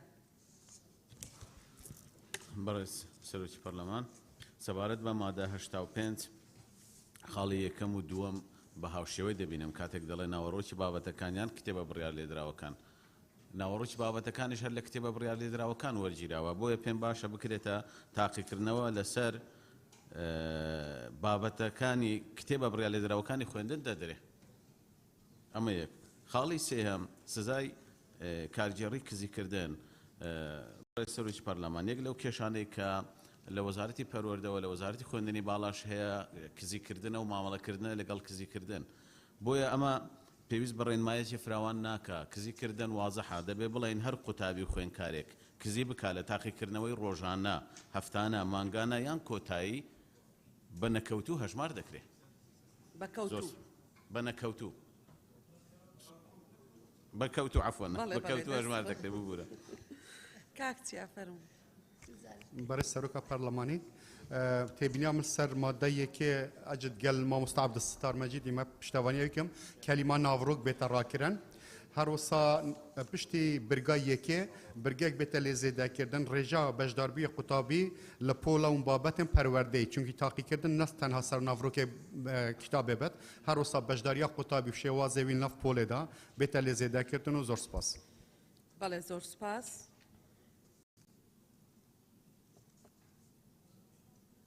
مامۆستا عومەر. بەڕێز سەرۆکی پەرلەمان، یەکێک لە ڕەگەزە گرنگەکانی ڕەخساندنی دۆخی تاقیکردنەوەکان تەنها پرۆگرامەکان و دەنیشانکردنی کتێبەکان و بابەتی گزیکردن نییە. ئەو ژینگەی ئەو دۆخەی تاقیکردنەوەکەی تیا بەڕێوە چێ یەکێک لە ڕەگەزە گرنگەکانە، لە هیچ مادەیەک ئاماژەی پێ نەکراوە. ئەمە تەبان لە کاتی ئاساییشە هەروایە، پۆلێکی خوێندن ناتوانرێت خوێندنێکی سەرکەوتوی تیا بەڕێوە بچێ، پەروەردەیەکی سەرکەوتوی تیا بەڕێوە بچێ ئەگەر پۆلەکە سارد بێ بە سستان، گەرمێ بە هاوین و لە ناو زەجە و دەنگە دەنگ و فەوزا و بۆ نمونە نەبوونی کارەبا و ئەوانە بێ. بەڵام ئەمە بۆ تاقیکردنەوەکان هەر سەختە، هەر ڕێگریەکی زۆر زۆر گەورەیە و خوێندکار و قوتابی ڕوبەڕووی زەحمەتی زۆرە بنەوە. لە ئێستەوە بۆ خوێندنی ئاسایی قوتابخانەکان خەریکن لە ڕێی خێرخوازانەوە داوای نەوتەکەن، داوای پانکە ئەکەن بۆ هاوین، داوای سپلێتەکەن. بۆ تاقیکردنەوەکان دۆخەکە زیاترە. بۆیە من پێشنیارەکەم بڕگەیەک زیاد بکرێ بەم جۆرە. لەسەر وەزارەت پێویستە کەشی گونجاو بۆ بەڕێوەچوونی تاقیکردنەوەکان دابین کە کەشی گونجاو ئاوهەوا ئەگرێتەوە، تەنانەت ڕێگرتن لە قسە و قسەڵۆکی ئیمتحان تەخیرە بێت، تەخیر نابێ، پرسیار دزەی پێکرا دزەی پێ نەکرا، کە ئەوانە لە ڕووی نەفسیەوە کاریگەری گەورەیان لەسەر قوتابی هەیە. زۆر سپاس. بەڵێ زۆر سپاس. هەڵسخان. بەڕێز سەرۆکا پەرلەمانی سەبارەت مادە 85 پشتگیریە مامۆستا عەبدەستاری و دکتۆر زێدانی دکەم کۆ بەرگا ئێکی و دوێ دەمج بن. يعني أوليكا بحسي نافاروكا بابت خاندنيات كريا دي بحسي كتابات كاتن آخر شت ناف كتابي دايا نافاروكا بابت يا برند دي الصياغة كادي تربو بيتكرنه زور سپاس. دكتور محيدين. بەڕێز سەرۆکی پەرلەمان سەبارەت بە مادەی 85 برگەی یەکەم پێشنیار دەکەم بەو شێوە دابڕێژرێتەوە. تاقیکردنەوەکان لەسەر پرۆگرامە بڕیاردراوەکانی خوێندن بەڕێوە دەچێت. ئەوەی تریان پەیوەندی بە گزیکردنەوە پشتگیری کاک بەڵێن دەکەم و پشتگیری قسەکانی کاک عومەر گوڵپی دەکەم سەبارەت بە دامەکردنی کەشێکی گونجاو بۆ کاتی ئەزمونەکان و زۆر سپاس. زۆر سپاس. کاکێ ویدار. بەڕێز سەرۆکی پەرلەمان لە مادەی 85 یەکەم پشتگیری قسەکانی کاک عومەر دەکەم. یعنی تەنیا لە ناو تاقیکردنەوەکەنە دەبێ وەزارەت ڕوولی هەبێتن لە ماڵێ لە کاتی سعیکردن بۆ تاقیکردنەوەکان. گرنگترین شتە بە تایبەت سەفی 3 و سەفی 6 ئامادەیی. بەڕێز سەرۆکی پەرلەمان سێم سزا کارگێریەکانی گزیکردن بە ڕێنمایی ڕێک دەخرێن. داواکەن چکو ئەمە مهمترین شتی ئیمتحانە بە تایبەت ویزاریەکان. ئەم ڕێنمایانە بەرچاوڕۆنی هەبێت چۆنە چۆن نییە شێوازی گزیکردن چ تەتەورێکی هەبووە ئێستا بۆی تو بە ڕێنمایە چۆن دەبێت ئێستا بەرچاوڕۆنی هەبێت ئێمە دەنگی پێدەدەین و دەسەڵاتی دەدەینە وەزارەت. ئەم ڕێنمایانە چۆن دەبێتن؟ بیستمانە هەمومان ئەوە بە بێتێڵ قسە ئەەکەم بۆ یەکتر و ینی حیای ئیمتحان دەچێتن کە وەختی کە ئیمتحان ڕوودەدات دەبینن چی بەڵاو دەبێتەوە. ئەگەر وەزارەت ڕوونکردنەوەمان داتێ لەسەر شێوازی گزیکردن و ڕێنمایەکان. زۆر سپاس. زۆر سپاس. بەڕێز وەکیلی وەزیری پەروەردە ئەو پرسیارانە بنووسی بۆی هەر کات بەڕێز وەزیری پەروەردە هات بتوانێ وەڵام بداتەوە. لیزا خان. بەڕێز سەرۆکی پەرلەمان لە مادەیە هەمان پێشنیاری کاک پێشەوام هەیە. یا ئەوەیە ئەو بڕگەی سێم لەم مادەیە بچێتە مادەی 88 لەوێ زیاد بکرێ، یا ئەوەیە ئەگەر باس لە سزا کارگێریەکانی گزیکردن ئەکرێ لە پاڵ ئەوەش باس لە دزە بە پرسیارکردنیش بکرێت. یەکێک لەم دوانە. زۆر سپاس.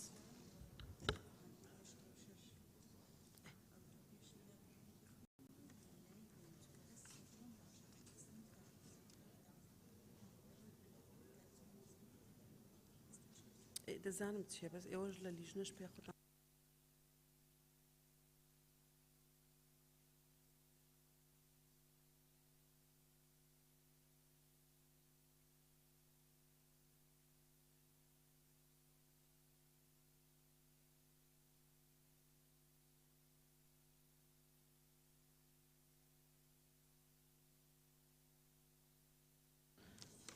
بەڵێ سپاس.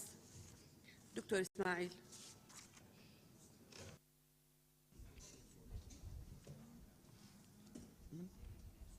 بله جناب سروکا پارلمانی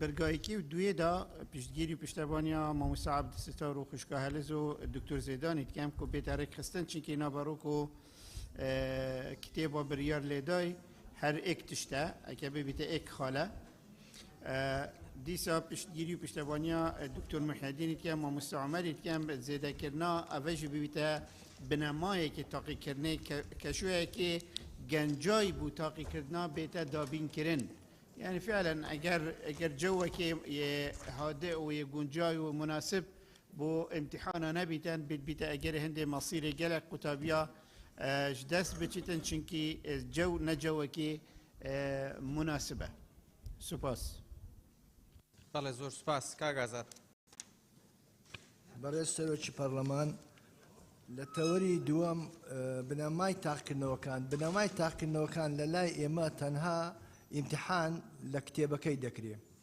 وەلۆیش گزەکردن دەبی غەش یاعین دەکرێت لەبەرەوەی تەڵەبە ئەگەر هەتا ئێستا ڕێگرتنمان لە غەشکردن یان گزەکردن نەکردێ لەبەرەوەی هەموو ئیمتحانەکان بە وەرەقە و قەلەمە ئوسلوبەکی دیمان نییە مثلا هەڵسانگاندنی ئاستی زانیاری گشتی قوتابی و خوێندکار لە ناو پۆل بیتن يعني ئێستاما ئەوەی ڕێی لێ بگرین غەشکردن خۆ ئەگەر ئیمتحانەکە لە بەرامبەر سنفێ هەڵسی بینی قسەی لەگە بکەی مستەوای ساڵێکی ئەوە بکەی لە جێیان لە سەفی پێنجی ینی یازدەوە لە کولێ وەردەگرێت تەقدیم دەکات لە کولێکی لە سەفی شەش ئەگەر دەرەجەی زیاتر بوو کولەکەی خۆی دەتانی لە کولێکی دی وەربگیرێت لە کنەما لە یەک جێی ئەگەر وەرگیرەی لەبەرەوەی ئەوە لەبەر ئەو سەبەبەیە کە تاقیکردنەوە تەنها بە وەرەقە و قەلەمە و بێ یەک تاقیکردنەوەش دەکرێت لە بەکەلۆرەی لێ دەرم ئەو مادەیە بازیات بکەین هەڵسانگاندنی ئاستی زانیاری گشتی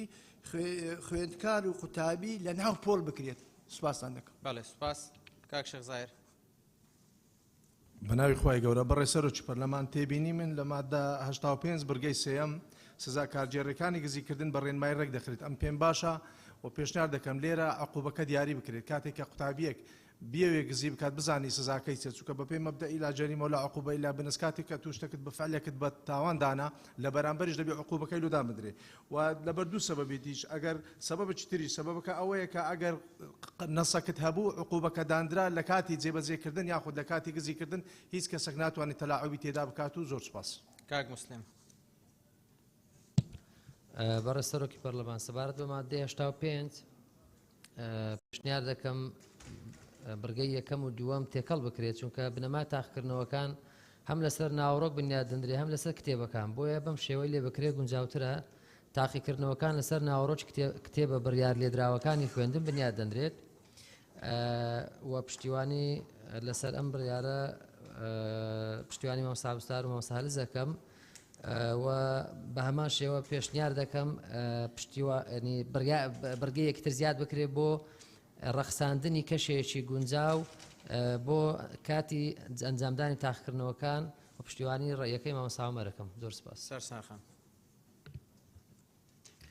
بەڕێ سەرۆکی پەرلەمان لەسەر بڕگەی یەکەم و دووەم هەستەکەم ینی هەر یەک مانە بەخشێ ئەگەر دیقەتی بێڵە تاقیکردنەوەکان لەسەر ناوڕۆکی بابەتەکانی خوێندن بنیاتەندێ دووەمیشەڵە کتێبە بڕیار لێدراوەکان تەنها سەرجام بۆ تاقیکردنەوەکان ئێوە کتێبانە چیتیایە غیرەوەی هەر بابەتەکانی خوێندنی تایە لەبەرەوە بڕگەی یەکەمیش لا ببرێت هەر ئەبێت یان ئەگەر بڵێ ناوەڕۆکی کتێبە بڕیار لێدراوەکانی خوێندن تەنها سەرچاوان بۆ تاقیکردنەوەکان دەمەش پرێ هەر ئەبێ بڕگەی سێم ئەو لەگەڵ قسەی کاک شێخ زاهرام کە ئاڵێت سزا کارگێڕیەکانی گزیکردن بەڕێنماییڕە بەس ئەگەر کارگێڕی بێت جیاوازە لەوەی کە بڵێن ئەگەر بڕیار بێ سزایەکی وەکو لە چۆن لە قانون عقوباتە هاتووە ئەبێ لێرە دیاری بکرێت بەس ئەگەر کارگێڕی بێ ئەکرێ بە ڕێنماییش ڕێک بخرێت ئەوە گەڕوونکردنەوە بن ئەم هەموو ڕێنمایە ینی ئەمە چەند جارەڵێن ئەم یاسایە ڕێنمایی زۆری تایە بەڕێ سەرۆکی پەرلەمان ئەمە دوایی دەربچێت گرفت بۆ وەزیر بۆ پەرلەمان بۆ هەمووی دروستەکات کە ڕەشاوی و خاڵە بکەن تا ئەتوان ئەم ڕێنمایانە کەم بکەنەوە لە چەند بابێکی گشتگیرە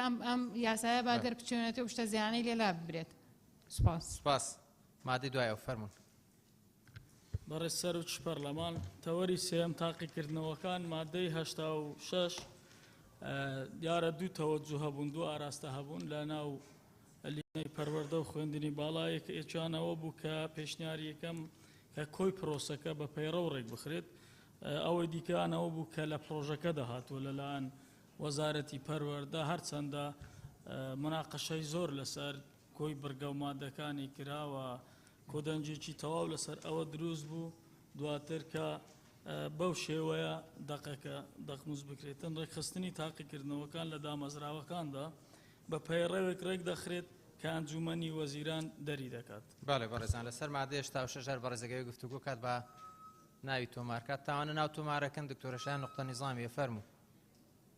بەناوی خوای گەورە بەڵێ سەرۆکی پەرلەمانشایان کاکە ساڵح بەپێی مادەی 51 قسە دەکەم. ئەمڕۆ کۆبنەوەی لیژنەی تەندروستیمان هەیە لە هەمان کاتدا جەلسەی پەرلەمانیش هەیە. من هەردووکیم پێ گرنگە بەڕاستی. فئستا پێم باش وهام پێ باشە لە کاتی ئاوهایە بنووسرێ بۆ ئەندام پەرلەمانەکە لە جەلسەی پەرلەمانە چونکە بۆ خۆشی لە بڕگەی 51 بڕگەیەک لە بڕگەی مادەی 51 باسی ئەوە دەکات دووشەممان کۆبوونەوە بێ بەڵام دەزانم دەسەی سەرۆکایەتی جەدوڵێکیاندا نابوو بۆ ڕێخستن کە دەتوانن چوارشەمانیش کۆبنەوە. جاستا ئەمڕۆ چوارشەمێ هەم جەلسەیە هەم لیژنەیە لەبەرەوە بنووسرێ یعنی نەک مۆڵەت لە جەلسەی پەرلەمانە چونکە من هەردووکیم بەلاوە گرنگە بەڕاستی سپاس. لەسەر مادەی 86 ئەم بە ڕێزانەیان و گفتوگۆکەن کاک توور ئیسماعیل مامۆستا ئەبوبەکر مامۆستا عومەر کاک چیا کاک حاجی ئەڵکەوت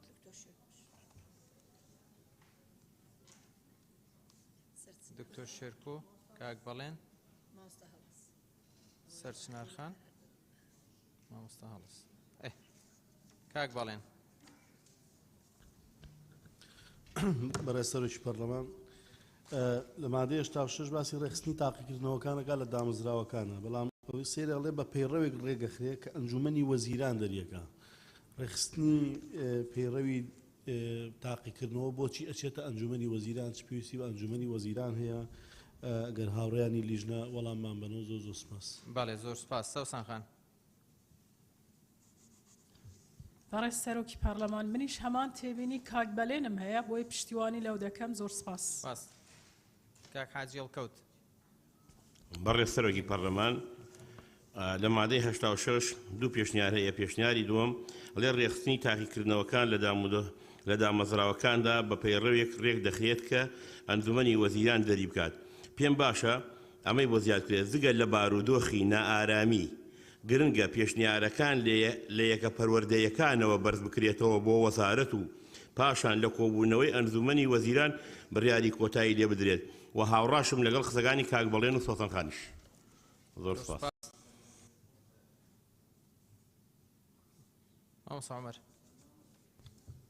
بەڵێ بەڕێز سەرۆکی پەرلەمان پشتگیری لە قسەکانی کاک بەڵێنەکەم زۆر سپاس لەگەڵ مامۆستا ئەبوبەکر. بەڕێز سەرۆکی پەرلەمان وەزارەت ڕێخستنی تاقیکردنەوەکان لە دامەزراوەکاندا بە پێڕەوێک ڕێک بخات و ئەنجومەنی وەزیران پەسەندی بکات چونکە بابەتی تاقیکردنەوەکان مەسەلەیەکی سیادی و نیشتیمانیە بەڵێ پێویستی بە ڕەزامەندی ئەنجومەنی وەزیران هەیە. بەڵێ دکتۆر ئیسماعیل.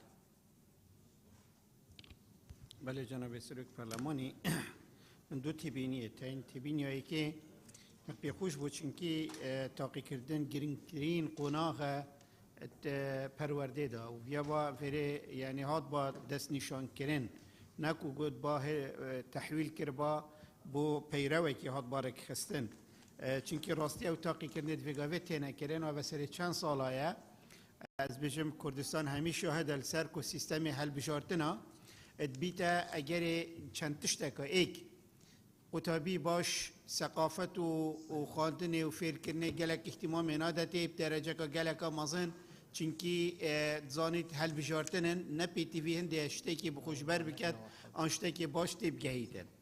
دوو بیتە ئەگەر هەندێ غش و هند بژنێ گزیکردن غش و گزیکردنە یا ساناهی بیتن و geleka پاسان بیتن و بلوتوسا هندك معدل خوب كان نوطو بينجو وما تقولي بيت كانت شنجرة طالبة يتخطوصين وزحمات يتبان بنا قرباني هندك بلوتوثي بيت اجري هندي سي تشل بينجي درجة معدلي وشوي بتر بيت اوي شابور وش تخوت كتايك كودا بخو معدلك در بيخيتن شبرن دائما بيخوش بو فيرين نا هادبا فاغوهاستن بو بايروي هادبا ريك خستن فيري هادبا ريك خستن و اف سيستما دیماهیک بوهات با یعنی اف سیستمی بس بیت اهل بجارتن و نفروقات فردی درستهی تیت دیاره کرن و عدالت جی تدانایی تکرن و واقع شاهده یعنی و چند سال هم قطبیت خو ادبینن و هر سال چه روکت يدغشي ما قلت بيتن بوشي ما قلت بيتن بوشي انترنت تيتا قرتين فترة امتحانات هذا انترنت تيتا قرتين حتى امتحان خلاص من شنكي قال لك بصناهية غش بيتا كرين بوشي قال لك بصناهية غش بيتا كرين شنكي سيستم هاري كار ابو هندي شبه هندي من بخوش بو کو هاد با دست نشان کردن دویردا یا دوی فعلا از پشتوانیات ماموسا ابو بکری که وزارت رنمایا آن پیروی بدانید انجمن وزیران تصدیق السر بکرد. بله سپاس. دکتر شیرکو. برای سرکی پارلمان سبارت با دو پیشنیاره که یکی کان وزارت پیرو دابنه اویتریان انجمنی وزیران معلومی جناب تانه که انجمنی وزیران کاتیک داوای لی اکری که پیرو دابنه کاتێک ئەو پەیڕەوە تەقاتوعی نێوان وەزارەتەکانی تیابوو وەکو تەندروستی وەکو دارایی وەکو ئاوەدانکردنەوە وەکو هەر وەزارەتێکی تر بۆیە لێرەیە ئەمە شتێکە اختصاصی وەزارەتی پەروەردەیە بۆیە ئەو پێشنیاری کاڵێ ئەنجومەنی وەزیران پێم وایە زیادە و پێویست ناکا و ئەنجومەنی وەزیران ئەرکی زۆری لەسرە و تەنها وەزارەت خۆی اختصاصی خۆیەتی ئەو پێشنیاری یەکەمە پێم وایە گونجاوتر کاکچیا پشتگیری لە کاک بەڵێن و سوسن خان و كعمر دكتور اسماعيل. بله کاکچیا.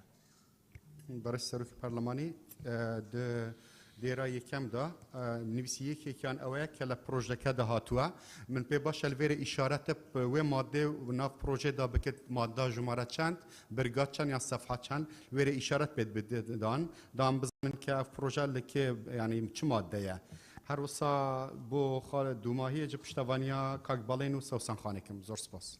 سرسنار خان. برای سروکی پارلمان من پێم وایە سیاغەیە مادەیە هەڵەیە لەبەرەوەی مادەی قانونی قەت نابێت بێت بڵێ دوو پێشنیار هەیە یەکێکیان ئەوەیە کۆی پرۆسەکە بە پەیڕەوەڕێک یەکێکیان ئەوەیە کە لە پرۆژەکە هاتووە شتی وا مەتاتی چۆن نەبێت ئەبێ لابری ئەمە یەکەم دووەم هەر جار هەر پرۆژەکە هەر دیار نییە چییە بینە سەر ئەوەی دوایەوە کە باسەکە ڕێخستنی تاقیکردنەوە لە دامەزراوەکان پەیڕەوە ڕێگەخرێت کە ئەنجومەنی وەزیران دەریەکات ڕێخستنی تاقیکردنەوە جارێ بێ بزانین چییە دووەم ئایا ئەوە قورسە ئەنجومەنی وەزیران پەیڕەوی بۆ دەرکە ئەی وەزارەتی پەروەردە بۆ نایکات ئەی لە قانونەکە بۆ تەحدید ناکرێت کە ئێمە هەنێشتی تایە کە ئەوەش ضرور نییە لەم قانونا بە خاڵ هاتووە و درێژەی پێدراوە ئەمە ئەو شتە ئەساسی ضرورەکان نەهاتووە بەڵام ئەوانەی کە لاوەکین سێرەکەی لە قانونەکە هاتووە پێشنیارت پێشنیارم ئەوەیە ئەو پێڕەوە لابرێ من پێویست ناکە ئەنجومەنی وەزیرانە بەدابێت زۆر سپاس. برای سروکی پارلمانی سوارت ماده 86 از گلدانینم پیرو بیتارک خستن چون که پروژه حکومت ده هبو نزدیک 8 مادات ده هبو انا ظنم چوا اکثر اوی تحویل کینا کو پیرو کی بیتارک خستن دو سیستم امتحانات مگالک تبینی سر هبون نو کببت پیرو هیچ تبینی کما برچاف نای تورگرتنه و صباحی دیت دنگدانی سر وی یا سایم دی چوا دنگدانی دین سر پیرو کی مبخوب چاف ندیدیا یان متبینیت خو سر هبن زۆر سپاس. بەڵێ بەڕێزان بەڕێز جەنابی وەزیرە گەر ڕوونکردنەوەی کتێ لە سەرم بابەتە یان ئەوانی پێشووتر چەندەقەیەک فەرمو جەنابی سەرۆکی پەرلەمان بەیانیتان باش بەخێر بێ زۆر سپاس ئەگەر سیسانیەک دەرفەتم بێ ئەمڕۆ ڕۆژی پێنجی مانگ پێنجیدا ڕۆژی مامۆسایانی جیهانیە و سبێنێ شەشیدا ڕۆژی مامۆسایانی کوردستانە پیرۆزبایی لە مامۆسایانی کوردستان و مامۆسایانی جیهانی شەکر بە کاتێکە ئێمە سەرقاڵی پرۆژە ئاسای پەروەردەین ئەوەندەی فریاکەوتم کە لەو تێبینیانەی بە ڕێزان نووسیوانێتەوە ئێمە لیژنەیەکمان لە وەزارەت دروست کردو بە سەرپەرشتی بەڕێز بریکاری وەزارەت دوای ئەوەی کە گەیشتینە ئەو بڕوایی کە سیستمی تاقیکردنەوەکان پێویستی بە پێداچوونەوە هەیە و سیستمی هەڵسەنگاندن پێویستی بە پێداچوونەوە هەیە لە قۆناغی بنەڕەتی و هەروەها ئامادەیش بەبەسم لە پۆلی 1 تا پۆلی 12 بڕیار درا کە ئەو لیژنەیە ئێمە کە پێک هاتۆ بە سەرۆکایەتی بەڕێز بریکاری وەزیر ئەزمموی چەند وڵاتێک وەربگرن کە لە هەموو جۆرەکان لە هەموو جۆرە سیستمەکان کە سیستمی تاقیکردنەوەکانیان چۆنە و شێوازێکە دراسەیەک بکرێ و وەرکشۆپێکی لەسەر بکرێ و ئەزمموی ئێسای خۆمان چۆنە و ئەتوانین چی تێکەڵ بکەین بۆ ئەوەی کە بتوانین پێڕەوێک حازرکەین مەسەلەی ئەوەی کە بە پێڕەو بیا بە ڕێنمایی بێ بە هەردووچیان ئاساییە بەڵام کاتێک گوتومانە بە پێڕەو بێ چونکە گۆڕینی پێڕە و تۆزێک زەحمەترێکە لە لای وەزارەت نییە ڕێنمایی بێ و تەنها بە وەزیرێک بگۆڕێ بۆی استقرارێکی هەبێ بۆ یوتومانە بە پێڕەو بێ پێڕەوی ئەنجومەنی وەزیران دەریەکە مەبەستەکە لێرە تەنها ئەوە بوو پرسیارێک کرا بوو چەند ئەوانەی مافی پێداچوونەوەیان بە پرۆگرامەکان هەیە گوڵستان خان ئەوانەی کە مافی پێداچوونەوەیان هەیە ئەو بەڕێزانن کە خەبیرن شارەزایان پێوترێ لە بەڕێوەبەراتی گشتی پرۆگرامەکان و بە هاوکاری لەگە سەرپەرشتیاران و مامۆسایانیش سوود لە ئەزمموی ئەوانی جۆرەگرن ئەوەشی کە هەیە سپاس بۆ تێبینی و سەرنجەکانی و بەڕێزانە لەسەر مادەکانی پێش. بەڵێ زۆر سپاس. مادەی دوایەوە فەرمون. بەڵێ بەڕێز سەرۆکی پەرلەمان سەرەتا بەر لەوەی بچمە سەر مادەی هەشتا لەسەر مادەی هەشتا و شەش سەرچنارخان پرسیارێکی کردوتی چۆنە بێت دوو پێشنیار هەبێ ئەوە هەڵەی تایپە لا نەچووە کاتێکە خەریکی ئامادەکردنی ڕاپۆرتەکەبووین لا نەبراوە سەرچنارخان. مادەی هەشتا و حەوت یەکەم وەزیر دەبێت ساڵانە لیژنەی باڵای تاقیکردنەوەکان لە کەسانی پسپۆر و بە ئەزمون پێک بهێنێت. دووەم لیژنەی باڵای تاقیکردنەوەکان بەرپرسە لە بەڕێوەبردنی تاقیکردنەوە سەرتاسەریەکان، دانانی پرسیارەکانیان، پاراستنی نهێنیەکانیان، پێشنیازکردنی ڕێنمایی بۆ ڕێکخستنی ئەنجامی تاقیکردنەوەکان، سەلامەتی ڕاگەیاندنی ئەنجامەکانیان و یەکلاکردنەوەی تانەکان. بەڵێ بەڕێزان لەسەر مادەی هەشتا و حەوت بە ڕێزەگەی گفتوگۆ کات بە ناوی تۆمارکات.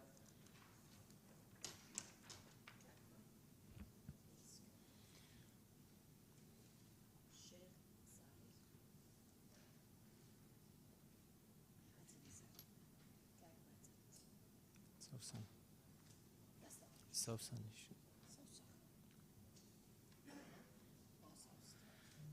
شیرین خان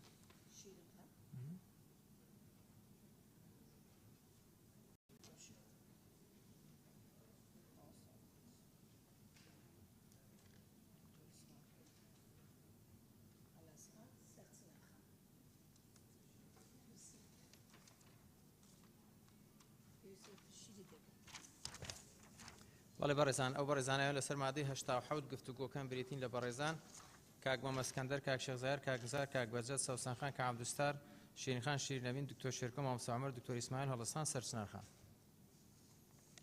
کاک مەمەسکەندەر فەرموو.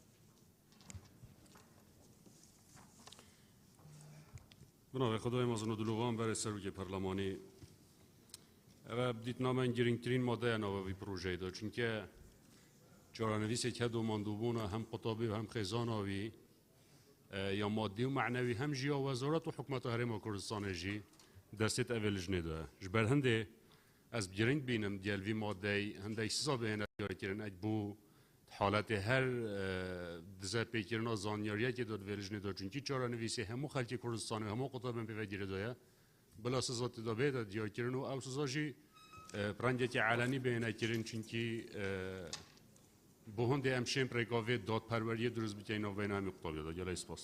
زۆر سپاس کاک گزار. بە ناوی خودای گەورە بەڕێز سەرۆکی پەرلەمان سەبارەت بە مادەی هەشتا و حەفت من پێم وایە هەردوو خاڵەکان بکرێنە یەک خاڵ ئەمە یەک و سەبارەت بە ئەو لێژنەی کە پسپۆری بە ئەزمون پێک دێن ئایا ئەو پسپۆرانە لە ناو وەزارەت ئەمانە لە بۆ احترازی قوتابیەکانی جارێکی تر هەمان ئەو پسپۆرانە دەبن یاخود کەسانی تر احترازی قوتابیان وەردەگرنەوە. بۆیە ئەم بابەتە زۆر هەڵدەگرێت پێم باشە هەم ئەو لێژنەی کەوا بەدواداچوون سەبارەت بە احترازی قوتابیان دەکا و لە هەمان کاتیشدا سەبارەت بە خاڵی دووەم لێژنەی باڵای تاقیکردنەوەکان بەرپرسە لە بەڕێوەبردننی تاقیکردنەوەکان بۆ تەنها ئەو لێژنەیە بەرپرسە ئایا کەسانی تر لە ناو وەزارەتی پەروەردە لەم لێژنەیەدا هەن وەکو بەڕێوەبەرە گشتیەکان یاخود نا. زۆر سپاس. بەڵێ زۆر سپاس کاک بەرجەت. ناوی خودی دلوان برای سروکی پارلمانی از ماده کرد کم پیشنیارا خو عرضی جناب وزیر و لجنه پیوندی دار کم لجنه بالای تحقیق کردنوکان وزیری پرده پک دید با قناق آماده ای با همی بشت خوبه و یادوه لجنه تحقیق کردنوکان برای بری گشتی هر پارزگاه پک بنگنید بو قناقی بنارتی یعنی او قطابی قناق بنارتی رهبری گشتی هر پارزگاه که لجنه که او صلاحیت بو رهبری گشتی الپارزگاه بیت دان که بشه لجنه که ببینید بو سرپرستی کردن و رهبرنا پروسا تحقیق کردنویت بنارتی. زور سپاس. بله شیخ زاهر.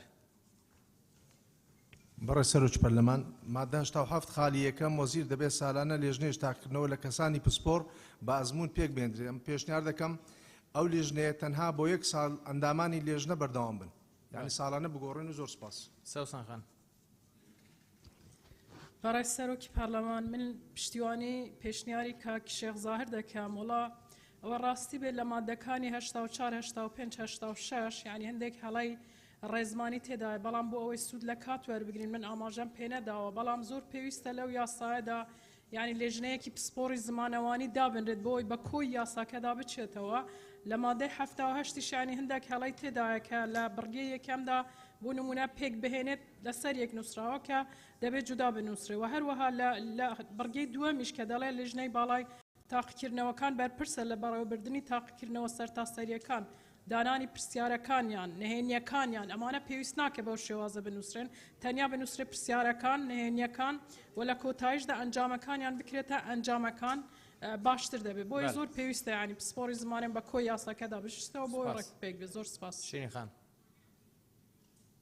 شیرین ئەمین. بەڵێ بەڕێ سەرۆکی پەرلەمان سەبارەت بە مادەی 87 کە دەڵێت لیژنەی باڵای تاقیکردنەوەکان بەرپرسە زۆر جار لە بەتایبەت لە تاقیکردنەوەکانی وزاری هەڵە بووە لە پرسیارەکانەوە ئەمە تەسیری لەسەر ئەنجامی ڕەنگە قوتابی خوێندکاریش بەجێ هێشت بێت بەڵام بەداخەوە بە هیچ شێوەیەک ئاماژە بەوە نەکراوە پێویستەکە کە دانانی میکانیزمێکی گونجاو بۆ ئەوی ڕێگری لەوە بکرێت کە چیدی لە ئەنجامدانی ئەو پرسیارانە و تاقیکردنەوەکان ئەو هەڵەیە دووپات نەبێتەوە هاوکات پشگیری لە ڕێی کاکمەم دەکەم کە پێویستەکات لەسەر ئەو خاڵانەی کە هاتووە لە دانانی پرسیارەکان پاراستنی هێنیەکان و پێشنیازکردنی ڕێنمایەکان بە هەمان شێوەوەکو ئاماژەشم پێکرد لە بوونی هەڵە لە پرسیاردا پێویستەکە سزایەک دیاری بکرێت لە مادەی.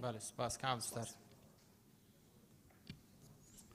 بەڕێز سەرۆکی پەرلەمان وڵات سەبارەت بە مادەی 87 بڕگەی دووەم بە تایبەتی خۆی لیژنەیەکی باڵا هەیە بۆ دانانی پرسیار و لە هەمان کاتدا هەر ئەم لیژنەیە بەرپرسیارش لە ڕاگەیاندنی ئەنجامەکان و یەکلاکردنەوەی تانەکان باشم دەپرسم ینی دەکرێت لیژنەیەک خۆی پرسیار دابنێ خەسمە و هەر ئەویش دوای تانەکان یەکلای بکاتەوە ئەمن پێم وایە دەبوو لیژنەیەکی تایبەتمەند جیاواز لەو لیژنەیە کە پرسیار دادەنێ و دواتر پاراستنی هێنیەکان و پێشنیار ڕێنمایەکان دەکات لیژنەیەکی تایبەتمەند هەبێ بۆ کە ئەو قوتابێنە کە تانیان لێدا بەڕاستی بەبێ لایەنانە و هیچ هیچ شتێکی نەبێ تانەکان یەکلای کاتەوە و حتا باش ئەگەر ئەم لیژنەیە مەسەڵەن قوتابی قەنەعەتی نەهات بە ئەنجامی تانەکە ئەو کاتێک چ دەبێ من پێم وایە بەڕاستی مافی قوتابیەکە لە شوێنێکی دیکە یان یەگە بکرێ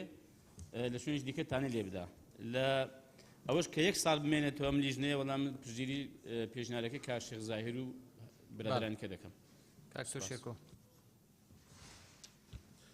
بەڕێز سەرۆکی پەرلەمان سەبارەت بەو ئەندامانەی کە هەڵ ئەبژێرێن بۆ وەکو لیژنەی تاقیکردنەوەکان لە دێڕی یەکەمە کە ئەڵێ بە ئەزمون بوون و ئەوە پێم وایە ئیزافەیەک بکرێ باشە کە باس لە ڕابردوویان بکە پاشخان پاک بن چونکە بعضێک لەوانەیە چوو بنە بلاک لیستەوە چوو بنە لیستی ڕەشەوە یا مەسەرەن تێبینی هەبوو بێ لەسەر ئەندامێتیان لە لیژنەکەیە پێویست ناکە دارێکی تەرشێح بکرێنەوە بۆ ئەندامێتی ئەم لیژنەیە بۆیە پاشخان پاک زۆر دروستە بە بڕای من و تەنها بۆ یەک ساڵ بێ بۆیە پشگیری لە بۆچوونەکەی کاک شێخ زاهیر و جنابی مامۆستا عەبدولستارەکەم و یەک ساڵ بێت ساڵانە بگۆڕدرێت ئەو لیژنەیە پێم باشترە. سەرسنار خان.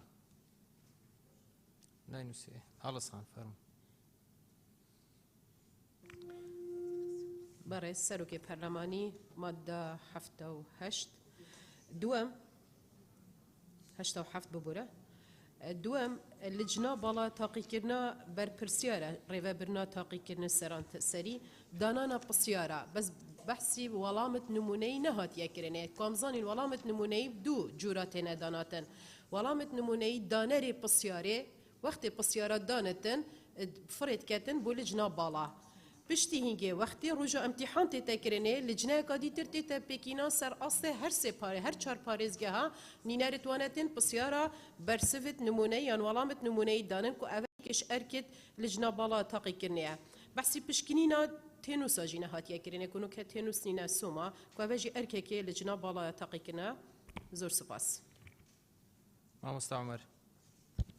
بەڕێز سەرۆکی پەرلەمان یەکێک لە نیشانەکانی سیستەمی تەندروست کارگەڕی تەندروست ئەوەیە کە سیستەمێکی دڵنیاکەرەوەی هەبێ بۆ وەرگرتنی تانەکان و ناڕەزاییەکان و وەڵامدانەوەیان و یەکلاکردنەوەی ئەنجامەکانیان لەم ڕوانگەیەوە نابێت ئەو لیژنەی کە سەرپەرشتی تاقیکردنەوەکانەکە و پرسیاردا ئەنێ و ئیشرافیەکە و خۆشی لە ئەنجامی هەڵەی خۆیەوە بۆ نمونە ئەکرێت تانە دروست بێت هەر خۆشی وەڵامی تانەکان باتەوە بۆیە پشتگیری لە قسەکانی کاک عەبدولستارەکەم پێشنیارەکەم بڕگەیەک زیاد بکرێ بەم جۆرە وەزارەت لیژنەیەکی سەربەخۆ پێک دەهێنێت بۆ وەرگرتنی تانەکان و یەکلاکردنەوەی ئەنجامەکانیان سەبارەت بە گۆڕینی لیژنەکەش ساڵانە پشتگیری لە قسەکانی کاک شێخ زاهیر و کاک عەبدولستار و کاک دکتۆر شێرکۆ دەکەم زۆر سوپاس. دکتۆر ئیسماعیل.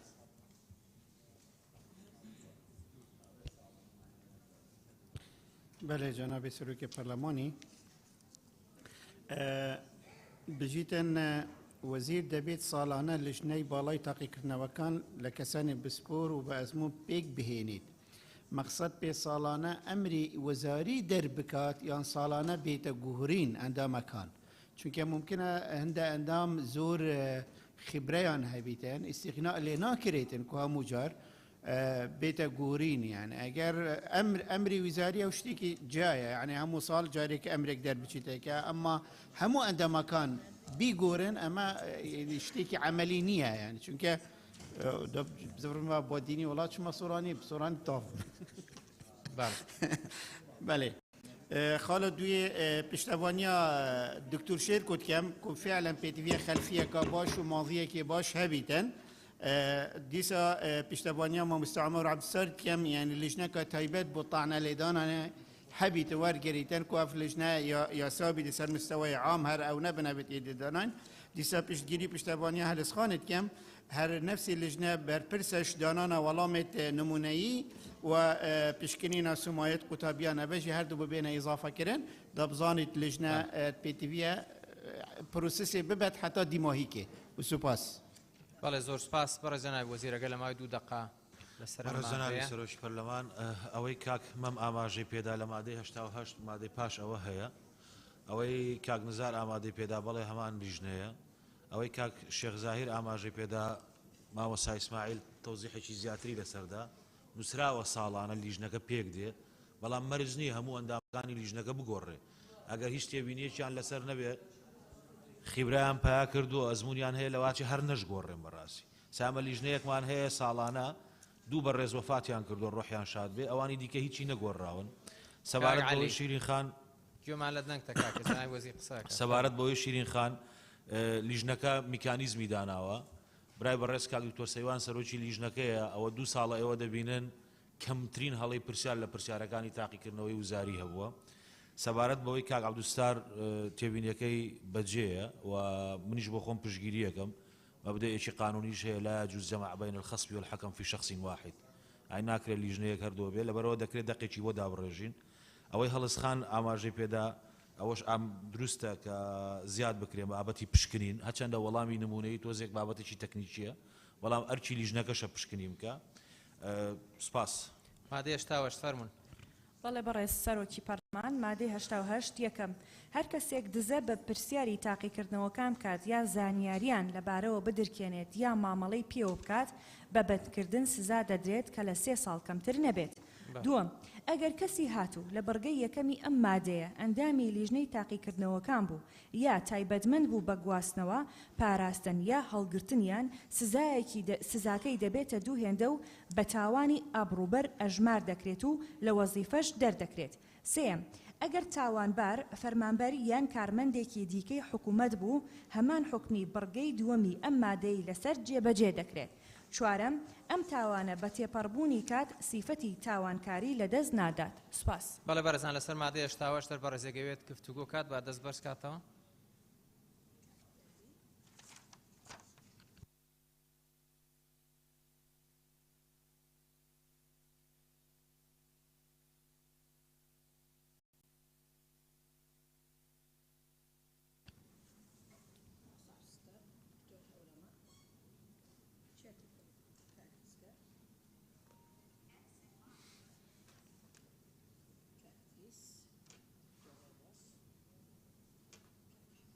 شێخ زاهر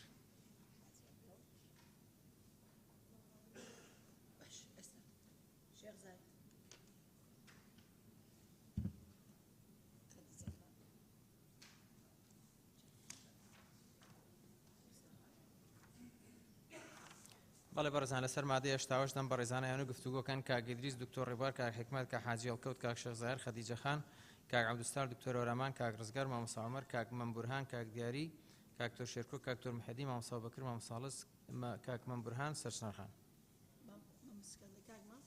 کاک ئەوانیش زەڵفە ئەوانی کرماوە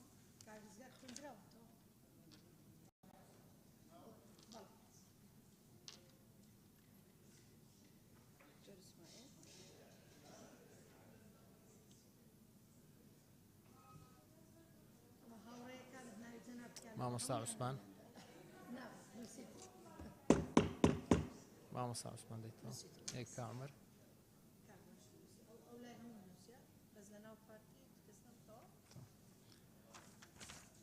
کاک ئیدریس بەرێ سەرۆکی پەرلەمان مادەی 88 سزا بۆ ئەو کەسانە دیاری کراوە بۆ ئەو کەسانەی کە دزە بە پرسیارەکانی تاقیکردنەوەکان و زانیاری و مامەلە پێکردن کە ئەویش کە 3 ساڵ زیندانیکردن کەمتر نەبێتم بەڵام سزا بۆ ئەو بۆ بکرێ ئەم زانیاریانە دیار نەکراوە هەردوو لا تاوانبارن ئەوەی کە دەدزرێت و ئەوەی کە دەفرۆشتن مەرج نییە ئەوەی کە یەکەم جار ئەم زانیارانە بەدەست بکەوێت قوتابی یان خوێندکار بن لەوانە کەسانی تر بتن لە دەستی چەند کەس بڕوات تا بکەوێت دەستی خوێندکارێکیان قوتابیەک بۆیە من پێشنیار دەکەم کە سزا بۆ بکرەکەش دیار بکرێتن کە لە سزای فرۆشیار کەمتر نەبێتن زۆر سپاس کا حکمت بەرە سەرۆکی پەرلەمان لە هەمی وڵاتت پێشکەفتی ئەف سزایەت هەندە قرس یعنی من گولێ نەبینە بەر هەندێ ئەس پێشنیارت کێم سزایەکی مادی یانیش سزایەکی کاتی کوش وەزیفە بێتە دوورکردن و ماسترین سزاژی ئەو بیتن کو وەزیفە خوا تمامەتی بێتە لادان بڕاستی یعنی ئەف جزایەتە گەلێکت قرسن ناکرێتن یال هاوڵاتیەت خوا خەلکی خۆیان بکەین زۆر سپاس سپاس کاک حاجی ئەڵکەوت بەنای خی گەورە میێبان بەڕێ سەرۆکی پەرلەمان لە مادەی 88 یەکەم هاتووەڵێ هەر کەسێک دزە بە پرسیاری تاقیکردنەوەکان بکات یان زانیاریان لە بارۆ بدرێ یان مامەڵەی پێوە بکات بە بەندکردنی سزا دەدرێت کە 3 ساڵ کەمتر نەبێت پرسیارەکەم ئاراستەی بەڕێزە نابی وەزیر دەکەم ئایا یاسایەک هەیە کە دوای 3 ساڵ زیندانیکردن نەتوانێت بگەڕێتەوە سەر پیشەکەی ئەگەر مامۆستا بێت ئەگەر یاسا هەبێت ئەوە کارێکی باشە ئەگەر یاساکە ئەو بڕگەی تێدا نییە داواکارم ئەو بڕگەیەش بۆ زیاد بکرێت کە دوای زیندانیەکەش نەتوانێت بگەڕێتەوە سەر پیشەکەی خۆی زۆر سپاس بەناوی خی گەورە بەڕێ سەرۆکی پەرلەمان مادەی 88 پێشنیاز دەکەم لەو 4 بگرێەوە هەمووی بکرێت بە یەک بڕگەی مفەسەڵ وەجێ هەموو ئەوانەی تێدا بکرێتەوە و بەم جۆرە یەکەم هەر کەسێک دزە بە پرسیاری تاقیکردنەوەکان بکات یان زانیاریان لەبار بدرچێنەیان مامەڵەی پێوە بکات و هەر کەسێک کە هاوکاریان بکات هەر کەسێک کە هاوکاریان بکات سزا دەدرێت کە لە 3 ساڵ کەمتر نەبێت و هەروەها گەرەو کەسە ئەندامی لیژنەی تاقیکردنەوەکانی بوویان تایبەتمەند بوو بە گواستنەوە یان پاراستنیان هەڵگرتنی سزاکەی دوو هێندە دەبێت و بە تاوانی ئەبڕووکەرە ژمارە درێت ئەوەی کاڵی ئەگەر تاوانبار فەرمانبەر یان کارمەندێکی دیکەی حکوومەت بوو هەر بە هەمان شێوە بکرێت بە یەک بڕگە زۆر سپاس مامۆستا عوسمان بەناوی خوای بەخشندەی میهرەبان بەڕێ سەرۆکی پەرلەمان مادەی 88 بڕگەی یەکەم بەڕاستی دوو مافە هەم مافی گشتیش پێوە ڕەبتە کاتێک کەسێک کە دزە بە پرسیارێک دەکا لەوانەیە کوڕی هەژارێک بۆ نمونە نەچێتە ئەو شوێنەی کەوا بەو دەرەجا تەزویرەوە وەریگرتووە بۆیە مافی من دەڵێم سزایەکە زیاد بکرێ بەڵام دوای تحقیقی لێژنەی تایبەتمەند سزایەکە 3 ساڵە و هەروەها هەندێک پارەشی لەگەڵ دابدرێ کاکتۆر مەحەدین بەڕێز سەرۆکی پەرلەمان من جێگای دەستخۆشیە بەڕاستی لەم چەند ساڵانەی دواییدا وەزارەتی پەروەردە و لیژنەی تاقیکردنەوەکان تا ئاستێکی زۆر باش توانیوانە کۆنتترۆلی دزە پێکردن و ئەو بابەتانەی پرسیارەکان بکەن هەرچەندە لێرە دەنگۆی هەندێک جار قسە لەسەر ئەو بابەتانە دەکرێت بەڵام بەڕاستی ماوەی چەند ساڵێکە مەسلەی پرسیارەکان و دزە پێکردنی تا ئاستێکی باش کۆنتترۆل کراوە. هەندێک جار هەندێک حالەت ڕوو دەدا دزە بە پرسیارەکان ناکرێت بەڵکو دزە بە وەڵامی پرسیارەکان دەکرێت ناو هەڵەکانی تاقیکردنەوەکە. مەسەلەن نمونە هەیە جاری وایە کارگوزارێک ئاو دابش دەکا وەڵامەکان لە قوتابیەک یان لە کەسێکەوە بۆ قوتابیەکی تر لە ناو هۆڵەکان دەگوازێتەوە. ئەو حالەتانەش ڕووی داوە. بۆیە جگە لەوانەی کە دزە بە پرسیارەکان دەکەن ئەوانەی دزەش بە وەڵامی پرسیارەکان دەکەن پێویستە ئەوەش بخرێتە ناو چوارچێوەی یاساییەوە. و هەندێک جار خاڵێکەیە کە هەندێک جار پێش ئەزمونونەکان بە تایبەتی ئەوانەی تاقیکردنەوەی دەرەشی دەکەن هەندێک کەس دەگوازرێنە بۆ پەروەردەکانی دوورە دەست یان لە دەرەوەی شارەکان بۆ ئەوەی زیاتر ئاسانکاریان بکرێت. بۆیە پێشنیاری ئەو دەکەم وەزارەتی پەروەردە و لێژنەی تاقیکردنەوەکان بە ماوەیەکی دیاریکرا و بۆ قوتابیانی دەرەچەکان ئەوانە لاکو دەڵێن تاقیکردنەوەی دەرەشی دەکەن ماوەی نەگوازرێنەوە ئەو کەسانەی کە تاقیکردنەوەی ئەوە دەکەم لەگەڵ ئەوەم کە سزای ئەو دزە پێکردانە زیاتر بکرێ و بەشێک لە غەرامەش ینی سزای مادیش بخرێتە سەر ئەو بابەتە و زۆر سپاس. دکتۆر شێرکۆ. بەڵێ سەرۆکی پەرلەمان سەبارەت بە دزە پێکردنی پرسیارەکان چاوپۆشیکردنیش لە دزە پێکردنەکە هەر هەیە وەکو چۆن لە قاوناڵێوەن تەغاضا عنه یعنی ئەزانەیە کە پرسیارەکان دزەی پێکرێ بەڵام چاوپۆشی لەکە. بۆیە پێشنیارەکەم کە ئەوە ئیزافە بکرێ کاتێکاڵی هەر کەسێک دزە بە پرسیاری تاقیکردنەوەکان بکات یان چاوپۆشی لە دزە پێکردنی بکات واتە علمی پێ هەیە بەڵام قسە ناکە یعنی هیچ هەڵوێستێکی نییە ئەویش هەر مەشمول بێ بە و سزایە. زۆر سپاس. کاک ڕزگار. بەڕێز سەرۆکی پەرلەمانی کوردستان من پێشنیارەکەم مادەی یەکەم و مادەی دووەم بکرێتە یەک عەفو بەرگەی یەکەم و بەرگەی دووەم هەر بکرێتە یەک بەرگە و وای لێ بکرێت کە لە 6 مانگ کەمتر نەبێ و لە 1 ساڵ زیاتر نەبێت چکە هەرخوای گەورە هەڵە ناکە. ئەمەش بە شێوەیەک یعنی ئەکرا ئەوەی شتیا ڕوون کراتەوەی پێشنیارەکەم ئەگەر بە ئارەزوومەندانە ئەوە بوو سزای لەسەردانرێ بەڵام ئەگەر کەسەکە بەهۆی هەڵەیەکی تەکنیکی بە مەسەلا ئەوە حەق نییە یعنی ئاوای لێ بکرێ. بۆیە من پێشنیارەکەم وەکو پێشتری شارتم پێدا لە 6 مانگ کەمتر نەبێ و لە ساڵێک زیاتر نەبێ ئەگەر لە کاتی دووبارەکردنەوەی بەمەبەست یعنی بە ئارەزوومەندانە ئەوە سزاکەی ببێتە دوو هێندە و لە وەزیفەکەیش دوور بخرێتەوە. سوپاس. کاکتۆر ئەورەمان. بەنای خۆی بەخشندەی میهرەبان بەڕێز سەرۆکی پەرلەمان هەورامان گەچێلەی سەبارەت بە مادەی 88 یەکەم بەڕاستی ئەم بابەتە دەبێت ئەمە کێ ئەمە ساغکاتەوە کە کێ دزەی پێکردووە و کێ فرۆشتوێتی و کێ مامەڵەی پێکردووە و کێ چاوپۆشی لەکردووە و ئیلا ئاخری ئەمە بەڕاستی بێ لیژنەیەک ئەم بابەتە ساغ کاتەوە. پێم باشە ئەوە زیاد کرێ. دووهەم بەڕاستی بابەتەکە بە تەصنیف بکرێت ئەوەی کە دزەی پێکردووە دووەم ئەوەی کە زانیاری لەبارەوە ئەدات سێم ئەوەی کە مامەڵەی پێوە ئەکات یان ئەوەش زیاد بکرێت ئەوش کە تەسامح حکات ئەمانە هەرێکیان بێ حکمێکی بێ ناکرێت حکمێک بەسەر هەمویان نابدرێت بەڕاستی کە جیاوازە. بۆیە پێم باشە کە ئەمە تەصنیف بکرێ و هەرێکیان حکمی خۆی وەربگرێ لە کۆتاییشا منیش لەگەڵ ئەوام کە ئەم حکومە زۆر زۆر قورسە و زۆر قاسیە بەڕاستی ئەبێ تەخفیف بکرێ و پێشنیازی لەگەڵ ئەو بەڕێزانم کە داوای تەخفیفکردن سزاکە ئەکەن. سوپاس. بەڵێ کاک عەبدولستار. بەڕێز سەرۆکی پەرلەمان لە بڕگەی یەکەم لە مادەی 88 پێم وایە ئاوای لێ بکەن هەر کەسێک دزە بە پرسیاری تاقیکردنەوەکان بکات یان بیکڕێت یا چاپۆشی لێ بکات کە کاری تۆ شێرکۆ باسی کرد اینجا دوای کە دێ یان زانیاریان لەبارەوە بدرکێنێت یا مامەڵەی پێوە بکات بە بەڵگەی ڕوون. ئێستا هیچ نەگوتراوە لێرانی مەسەن دەکرێت هەر یەکێک بێ یەکی خەتابار کە بڵێ وەڵامە دزەی بە پرسیارەکان کرد این بە بەڵگەی یاسایی ڕوون ئەو کاتی سزا دەدرێت بە 3 ساڵ کەمتر نەبێت. لە مادەی دووەم بەڕاستی میش لەگەڵ ئەو هاوڕێیانم کە دەڵێن بە تایبەتی لە بڕگەی ئاخیری ینی لە برێن ڕستەی ئاخیری جزئی ئاخیری لە وەزیفە دەربکرێت پێم وایە ئەمە قورسە چونکە وەزیفەیەم پێم هەر بۆ ئەو کەسە نییە ینی حەقیشی ماڵ منداڵەکەش تێدایە ئەوەی دیکە ئەتیادیە بەڵام لە وەزیفە دەرکردن پێم وایە سزایش قورسە سوپاس کاکتۆر ڕێبەر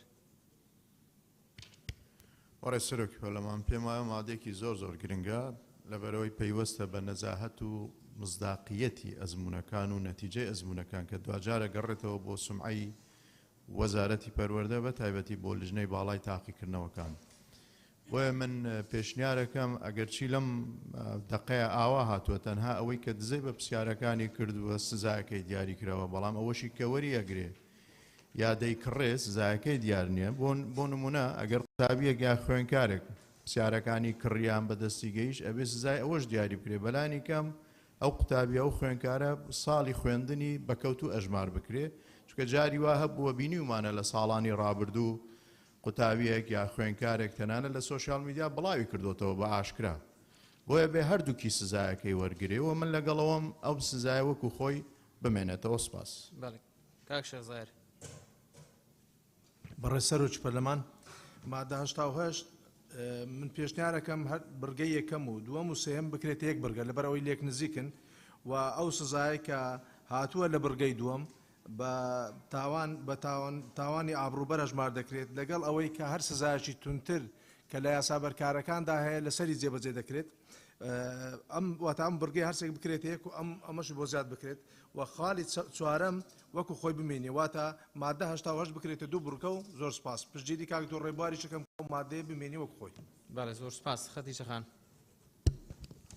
بەڕێ سەرۆکی پەرلەمان منیش پێم وایە کە ئەم مادەیە یەکجار گرنگە تایبەت بۆ کۆنتڕۆلکردن و چاودێریکردنی پرۆسەی تاقیکردنەوەکان لە بڕگەی دووەم و سێەمی ئەم مادەیە باسی زەرفی مشەدەد کراوە کە ئەوەش بنەمایەکی گشتیە لە قانون عقوباتی عێراقیش داهاتووە کە هەر کەسێکە موظف بیتن یان بڵێن فەرمانبەر بیتن سزایەکەی دووەمەندە دەکرێت بەڵام لە بڕگەی دووەم ینی جارێک زەرفی مشەدەد بەسەر ئەو کەسەدا جێبەجێ دەکرێتن سزایەکەی دەبیتە دوو هیندە بە لە کوتاییشدا دەلێتن لە وەزیفەش دەردەکرێت یعنی فەسلیش دەبیتن واروها دەلێت بە تاوانی ئەوروبەریش ئەژمار دەکرێت کە کەسێک تاوانێکی ئەوروبەریش ئەنجامدا لە کوتاییدا ناتوانێت دەوا هیچ وەزیفەیەکیش بکات یعنی یەکێک لە مەرجە گشتیەکانی دامەزراندن ئەگەر دوای فەسل دووبارە داوای وەزیفە بکاتەوە ئەوە تاوانێکی ئەوروبەری ئەنجام داوە یەکێک لە مەرجە گشتیەکانی تێدانیە کەواتە ناتوانێت دووبارە داوای وەزیفە بکات یعنی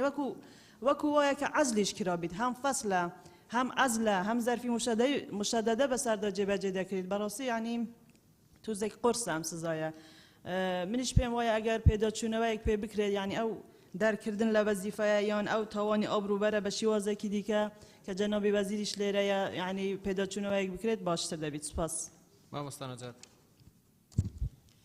بەڕێ سەرۆکێ پەرلەمانی ڕاستی مادەی 88 gelek û gelekê giring e diyarkirina destpaqijiya encamdana ezmûna ye bes li vêre qutabî bi ron û eşkarana vê wî nehatiye tibêt hekutbên her kesek û şiwa jî qutabî bît jî yanî muamelatê pê biket tîvêne vê qutabî bi serîh bihêtin da ew ji dayê xwe bigirin û zûr spas کاک مەم بورهان بەڕێز سەرۆکی پەرلەمان سەبارەت بە مادەی 88 بڕگەی یەکەم هەڵبەتە سێ هۆکار هەیە کە ئەبێتە هۆی ئەوەی کە سزای بۆ دانراوە 3 ساڵ یەکەمیان دزەکردن بە پرسیار دووەم زانیاری لەبارەیەوە سێمیان مامەڵە پێوەکردن بازرگانیکردن پێ و یا فرۆشتنی پرسیارەکان کەویش هەر دزە پێکردنە و هەم ئەشی فرۆشێت کە ڕەنگەوە قورستر بێ ئەوەیان من پێشنیازەکەم ئەم سزانە سەقفێک دابنرێت لە نێوان ئەوەنە بۆ ئەوەنە بۆ نمونەوەی کە زانیاری لەبارەوە ئاشکرا کە ڕەنگە بڵێ فەصلی ئەوەنە لە مادیەوە و شتێکە هەندێک پرسیار لەم فەصلە هاتووەتەوە یعنی ئەمەش دیسانەوە دزەکردنی زانیاریە بۆیە ئەم حاڵەتانە ئەهوەنترە لە ڕووی بەرامبەر بەوەی کە دزەی هینی پێوکە مامەڵەی بازرگانیان پێوە بکە یا دزە بە تەواوی پرسیارەکان بکە بۆیە من پێشنیازەکەم لە 3 مانگ کەمتر و لە 2 ساڵ زیاتر نەبێ ینی سەقفێک دابنرێ هەندێک سزا هەیە کرێت لە 3 مانگە ئەوە بێت تەنبێشە کرێت ڕەنگە بەو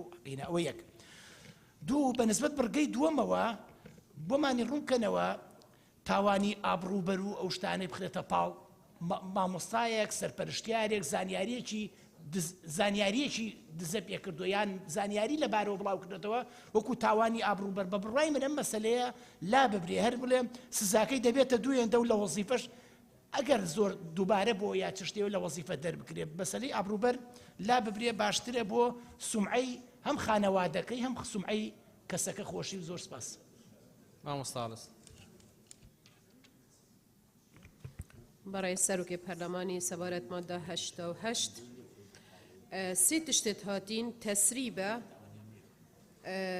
تیجارەتە و دانا معلوماتایە و ئیک عقوبە ئیک سزای بۆ هاتیە داناتن بەر هەندێ ئەزگەل ڕێزانەمە و ئەوێت هەژێک بینە جوداکردنێ سەبارەت ئەو بەڕێزت بێژن ئەvە geleka tundef mada henê em ji bîr nekeyin ew kesê tîcaretê pisyara biketin û welamet wan e zararê 100,000 talabat ketin 100,000 talaba masîrê wan e bin pê diketin çunki eger îthbat bû ku evî esîleyê firûştîn yan yê tesrîb bûyîn ihtimal e imtîhan îade bitin wî wextî da imtîhan îade bû 100,000 talaba mutezarririn يعني معقولة ما مستاك يان سرپرشتيارك يان فرمانبرك جهشتيا وي أصلي وبيتن خيانة الأمانة بكتن أسئلة فروشة تجارة بكتن يان ولامت نموني أسبخو مدير قاعبهم تشارك ساعة دا تشل ولامت نموني بلوتوثي بطلبي هاتن بينج دا قديماهي كده معقول از بيجمد تعفو هما شش هيفا بتنيدو بها حكم كرني وصالة دي طبعا انا بترادع شش هيفنا بترادع جارة قد ديتن وي جريمه دوباره كتبه برهندي از قال هبونا في مادمه واجر تنترجي لبيتن دا بترادع كم بو وان بريزا جارة قد يتر فيكاريها انجام ندن ما مستعمر دست خوش برای سەرۆکی پەرلەمان طبعا گزیک دزەپێکردنی پرسیار و وەخیانەتکردن لەو ئەمانەتە گەورەیە بەڕاستی پێچەوانەی هەموو ئەو خەسڵەتانەیە کە ئەبێ پەروەردەکارێک هەیە بێ مامۆستا بێ یا فەرمانبەر بۆیە من قسەم لەسەر سزاکان نییە و سزاکان بمێننەوە بەڵام قسەم لەسەرەوە هەیە کە لە وەزیفەش دەربکرێ موچەی مامۆستا و فەرمانبەر تەنها مڵکی خۆی نییە مڵکی مناڵەکانیشە لە هەرێمی کوردستان هەرکەس بێموچە بێت هەرکەس بێکارە بێت حکومەت هیچ هاوکاریەکی ناکە ئەوەی ئەگیرێەوە ئەخرێتە زیندانەوە تاوانێکی کردووە زۆر باشە بەزەی مناڵەکانی بۆ باجی تاوانباری باوکیان بدەن یا دایکیان بدەن یا کەسێکی خێزانەکەیان بدەن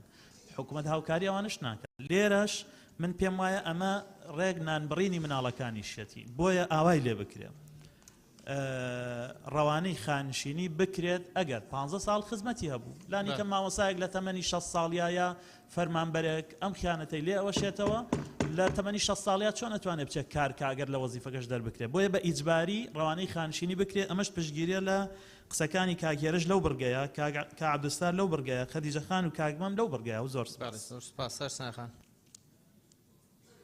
بەڕێ سەرۆکی پەرلەمان ڕاستی من تێبینیم لەسەرم مادەیە هەیە مادەیەکی عقابیە بڵین دقێکی سزاییە کە هاتوۆتە ناوەڕاستی ئەم یاسایەوە لە کاتێکا کە ئێمە یاسای بەرکارمان هەیە یاسای سزاکانی عراقیمان هەیە قانون ئوسوڵی محاکەماتی جەزائیمان هەیە لەگەڵ قانون ئینضیباتی مۆزەفی دەولە ئەم سیانە توانێ ئەم بابەتە حەل بکات ئەگەر لە حاڵەتێکی شاکەل قسە لەسەر ئەوەیە کە ئەم بابەتە بمێنێتەوە ئەبێ وردەکاری زیاتر تێبگەن چکۆ مادە سزاییەکان یعنی ئەبێ وردەکاری تێ نموناڵە هەر کەسێک دزە بە پرسیاری تاقیکردنەوەکان بکە ئێمە دوو جۆر تاقیکردنەوەمان هەیە مەسەڵەن لەوە چە بڵین تاقیکردنەوەی ئەگەر ویزاری بێ پۆلی نۆمان هەیە پۆلی 12مان هەیە پۆلی 12 گەر مەسیری بێ پۆلی نۆ مەسەڵەن جیاوازە اینجا دزەکردنەکە شێوازەکەی زانیاری لەبارەوەیە مەسەڵەن یان مامەڵەی پێوەکە ینی ئەبێت کەسێک زیانیاری لەبارە بە مامەڵەی پێ بکە لە ئەخیرە هەر یەک سزای بۆ دانەوە سزاکەشی تەحدید کردووە بە بەندکردن کە لە 3 ساڵ کەمتر نەبێت یعنی خۆی حەبس ڕاستە تا 5 ساڵە بەڵام ئەکرێ بڵێ لە ساڵە زیاتر نەبێ بۆن و لە 3 ساڵ کەمتر نەبێت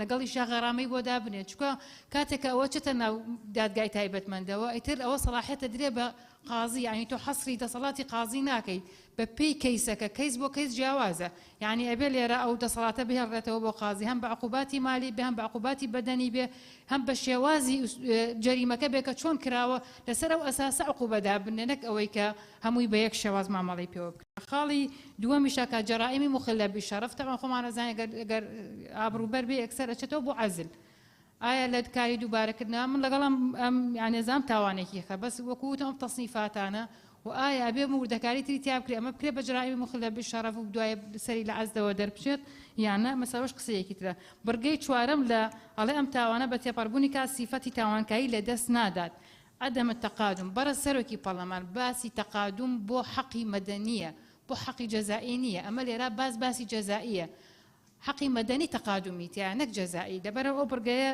لێرە ئەبێ لا ببرێت و سوپاسان بەڵێ کاکمە مەمە ئەسکەندەر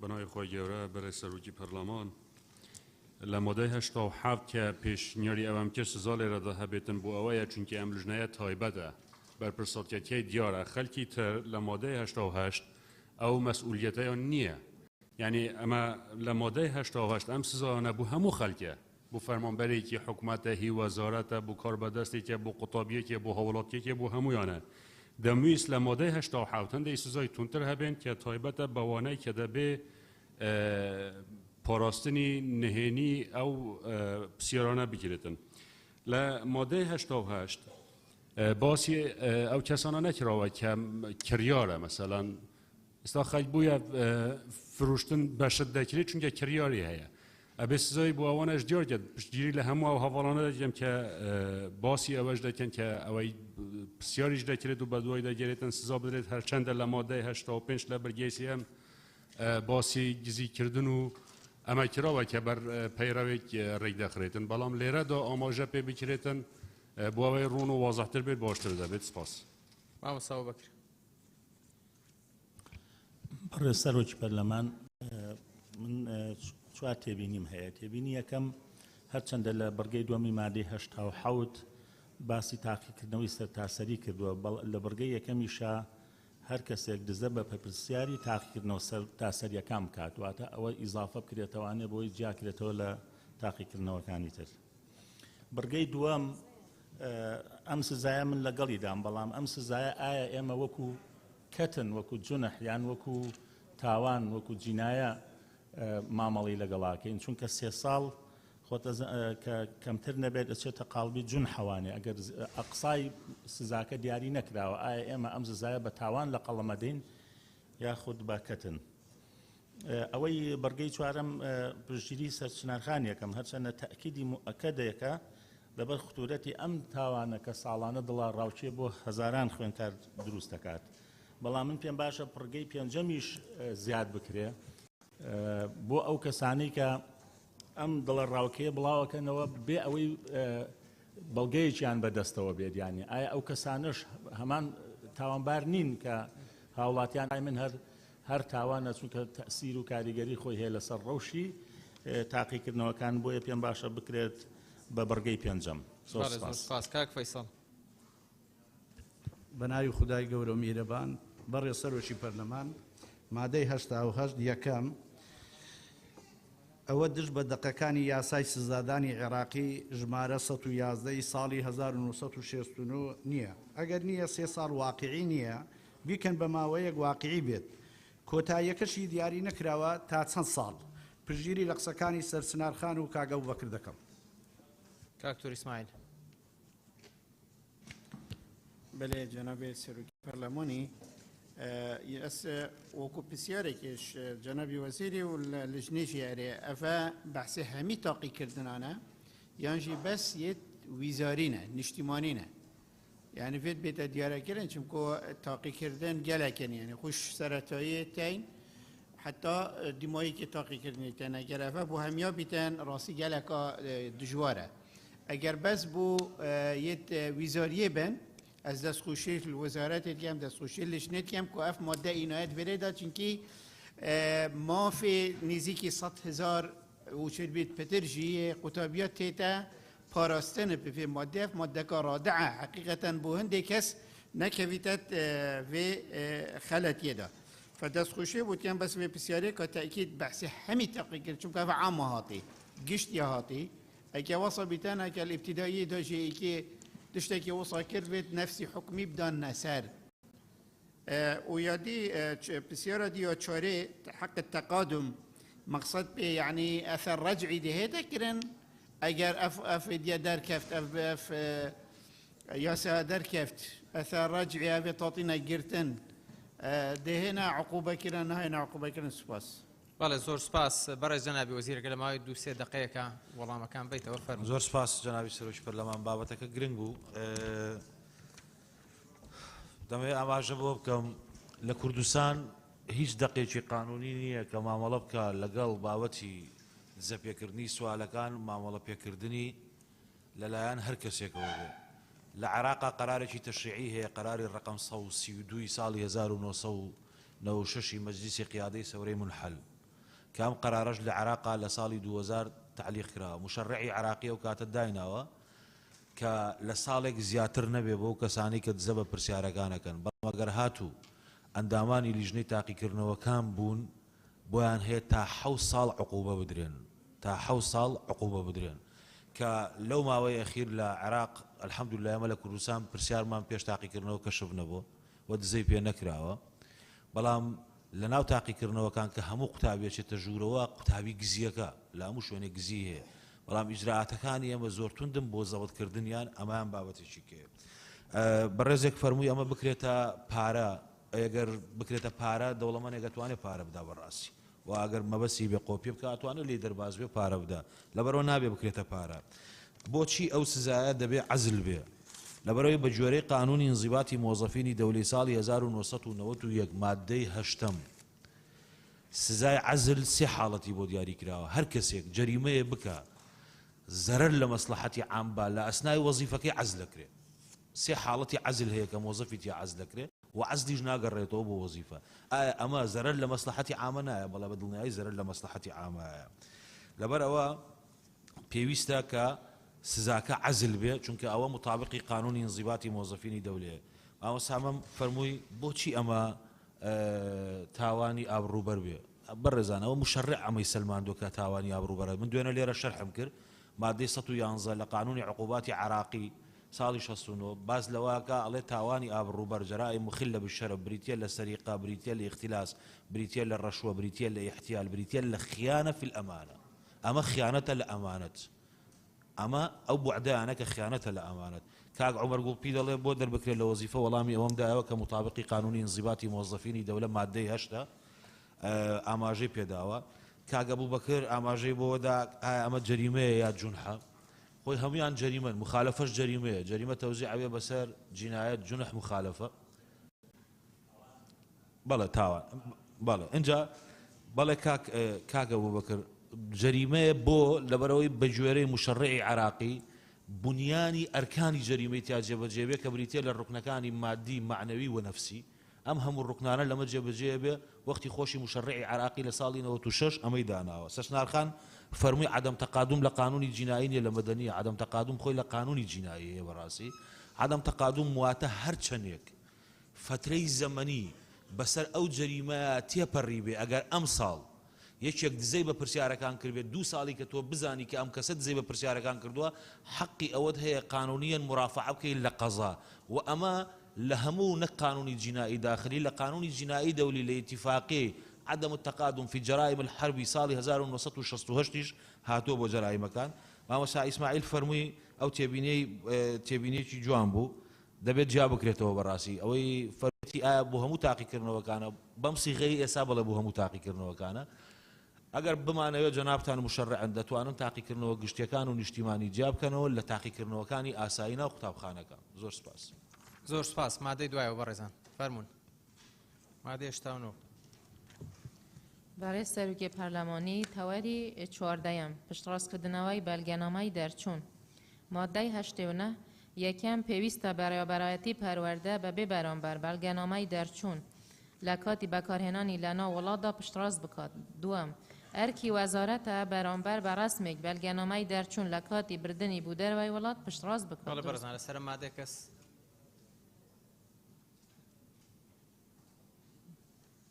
ناوەکان تۆمارکەن دەی.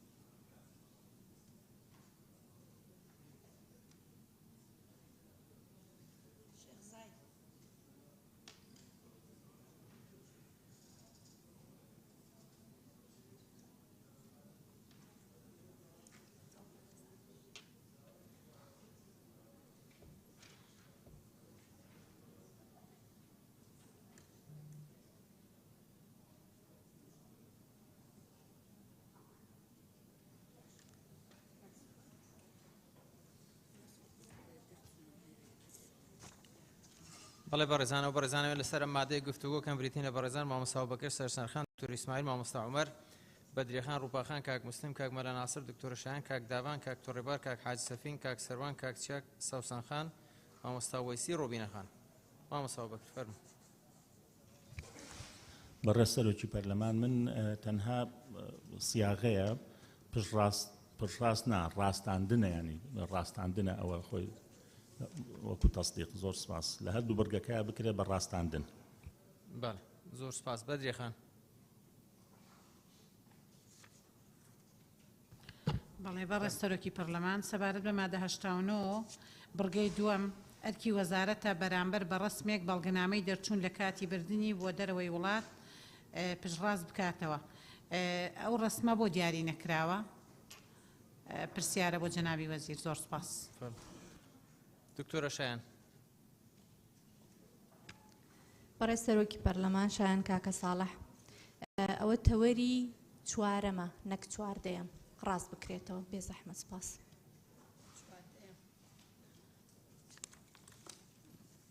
کاک مسلم.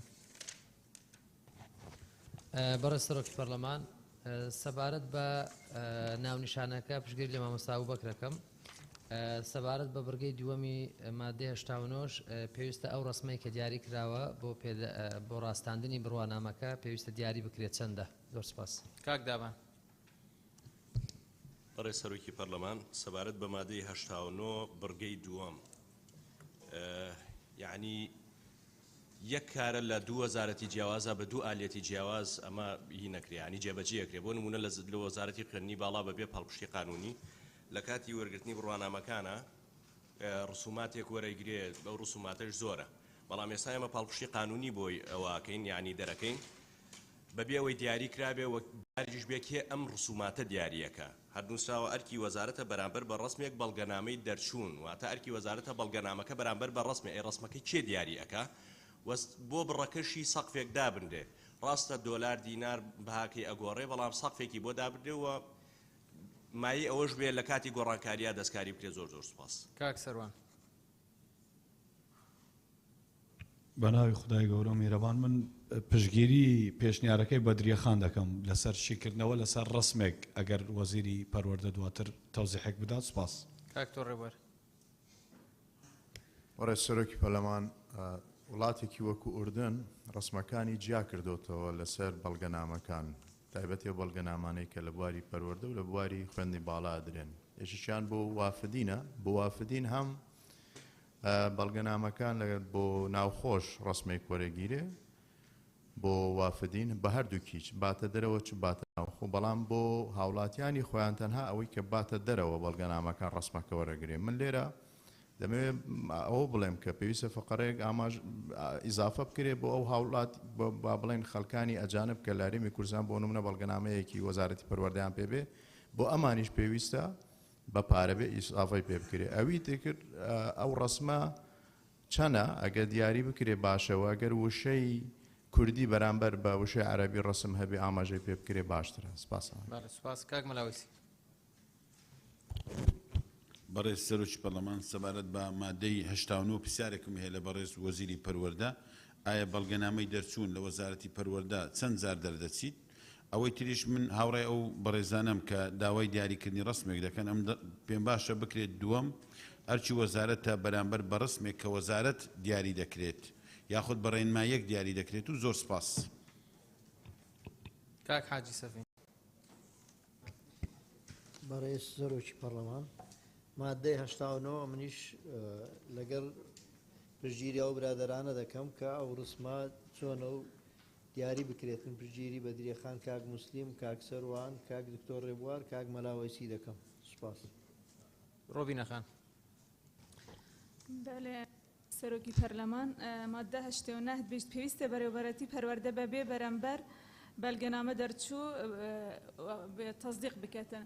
ئایا جەنابی وەزیربەرین و کە بۆ تەصدیقکردن ڕسومات هاتە وەلگرتن ئایا ئەلغا بووە ئەگەر هاتوو چەند جارە دێشێتن بەڵگەنامە وەلگریتن بەبێ ڕسوم. سپاس. دکتۆر ئیسماعیل.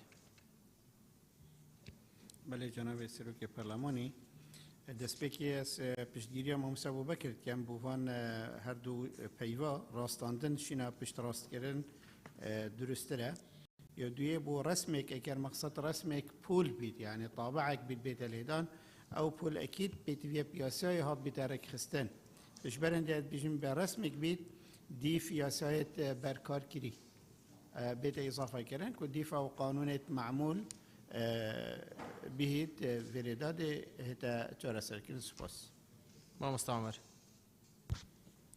بەڕێز سەرۆکی پەرلەمان پێشنیارەکەم لە مادەی 89 بڕگەیەک زیاد بکرێ بەم جۆرە کەسانی خاون پێداویستی تایبەت و کەسوکاری پلەیەکی شەهیدان و زیندانیانی سیاسی لە ڕسوماتی هاتوو لە بڕگەی دووەم دەبەخشرێن زۆر سپاس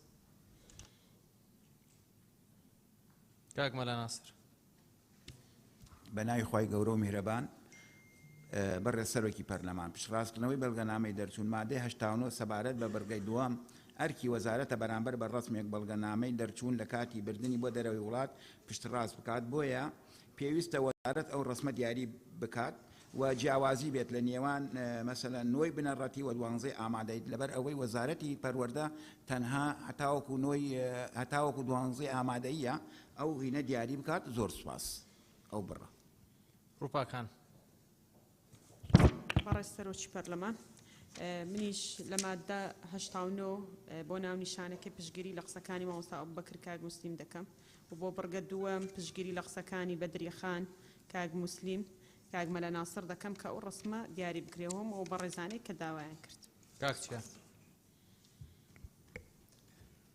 بەڕێز سەرۆکی پەرلەمانی جناب وەزیری یەک ژە ڕوتینیاتێت هەری زێدەک و ناف پەروەردەی دامانە ئەو بابەتێ دانا بەڵگەنامەیە بۆ نمونە وەکو هاوڵاتێکی وەختی داخوازە بەڵگەنامەکێ ژێ پەروەردەی بکەم دێ داخوازش ممکن پەسەندێکی ژ لایە پەیوەندیدار بینە ئەف بەڵگەنامە بوو ئەف بەڵگەنامە جگەلە جارا ینی پەسەند زۆر زەحمەتە بۆ نمونە ئەگەر جهاتێکی حەزبی وەک کادرێکی حەزبی ئەس نەشمش لایەنین حەزبی بەڵگەنامە بم بۆ پەروەردەی داک و بەڵگەنامە بن پشتی بەڵگەنامە هاتێدان بۆ باژێڕێکی مەسەن شارۆچکەوان جێک دەبێتە ببە محافظێ تەزدیق بکەنی ببە پارێزگای ئەوە بارگیرانێکی دارایی زۆر لەسەر هاوڵاتی دروست کرد پێتویە لە هەر ئیدارێکی ئەو بەڵگەنامە وەختی بێتە دان ئەو تەزدیق بکەن لە دهۆکێ بەتیان لە هەولێرە بێت ئەو شارۆچکەی دەوروبەری پارێزگای بن پێتویە ئەو بۆوان تەرتیب بکن ڕێکن بابەتێ دوێجە کومڤیا بەحث بکەم کاک ئەمەری بەحث کرد ماڵباتین شەهید و زندانی سیاسی بێ بەرامبەر بەڵگەنامە مادە دوێدا پشتەوانی ڕایاویکم و زۆر سپاس ساوسان خان بەڕێز سەرۆکی پارلەمان منیش پشتیوانی بۆ ڕای بەدریەخان کاک سەروان کاک عومەر کاک حاجی سەفین و هەروەها لە بڕگەی تایتلەکەدا یعنی شتێک دەبێت زیاد بکرێوش کە دەڵێ پشتڕاستکردنەوەی بەڵگەنامەی دەرچوون پشتڕاستکردن بەڵگەنامەی دەرچوون بۆ کێ دەبێت بنووسرێ بۆ قوتابیان خوێندکاران بۆ کێ هەروەها لە ناوەڕۆکی بڕگەی یەکەم و دووەمیش ینی پێویستە ئاماژە بەناو بکرێ و من پێشنیار دەکەم بەو شێوەیە لێ بکرێت پێویستە بەڕێوەبەرایەتی پەروەردە بەبێ بەرامبەر بەڵگەنامەی دەرچوون لە کاتی پێویست لە ناو وڵاتدا بۆ قوتابیان یان خوێندکاران پشتڕاست بکاتەوە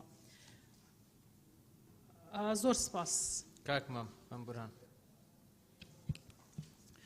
بەڕێز سەرۆکی پەرلەمان من لە هەردوو بڕگەی یەکەم و دووەمە دەستەواژەیەک هاتووە لە نەوەدەکان و هاتوۆتە ناو فەرەنگی زمانەوانیمان پشت ڕاست دەکاتەوە واتە لە ڕووی مەفهومەوە یعنی پشتێک خوارە تۆ ڕاستیەکەیتەوە بڕوانامەیەک ناڕاستە تۆ ڕاستیەکەیتەوە لە کاتێکا ئیشی وەزارە دەمە نییە مەسەلی پشت ڕاست دەکاتەوە ئەمە تەزدیقکردنە پەسەندکردنە بۆیە من پێشنیاز دەکەم هەموو ئەم دەستەواژە زۆر غەڵەتە لە ناو یاساکانی ئێمەیەکاتون پشت ڕاست دەکاتەوە هەر لابرێ ئەمە شتێکە بێمەعنایە یعنی بە غەڵەت هاتوۆتە ناو فەرەنگی کوردیمان زمانەوانیمان بۆیە ئەو لە هەردوو شوێنەکە بڵێ پەسەند دەکات ئەو هینە وەزارەت ئەوە پەسەند دەکات و بە بڕای من ئەوەی کە بە تایبەتی کە ئەرک هەر پێویست ناکە ئەرکێتی وەزارەت ئەرکی تری هەیە وەزارەت بەرامبەر بە ڕسمی بەڵگەنامەی دەرچوون بۆ دەروی وڵات پەسەند دەکات پێویستەکە لابرێ بەڕێوەبەرایەتی پەروەردە ئەوە ئایا لە نێوان وەثیقەی تەخەڕوج و شەهادەی تەخەڕوج ئێمە بەس بەڵگەنامەی دەرچوونەکە پەسەند دەکات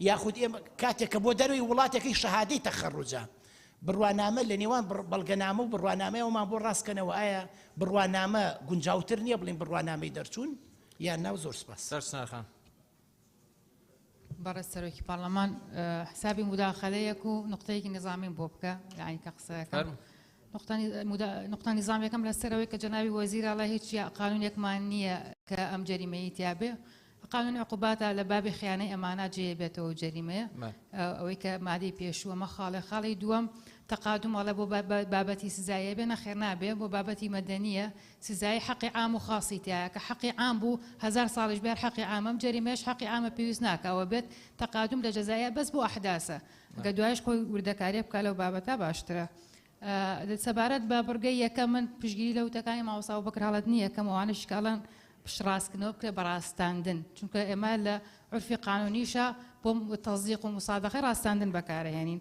برقي دوا مال أركي وزارة برامبر برسمك خوي أو رسمة إما قانون رسمي طابع مان هي رسومي عدلي مان هي دياري كراوة يعني سبيوسنا قال لي رب راكي بهلا توين بلا بياسا بركاره كان يترو بابا حل بيتو سباس بله برای جنابی وزیر اگر لما دو سه دقیقه زۆر سپاس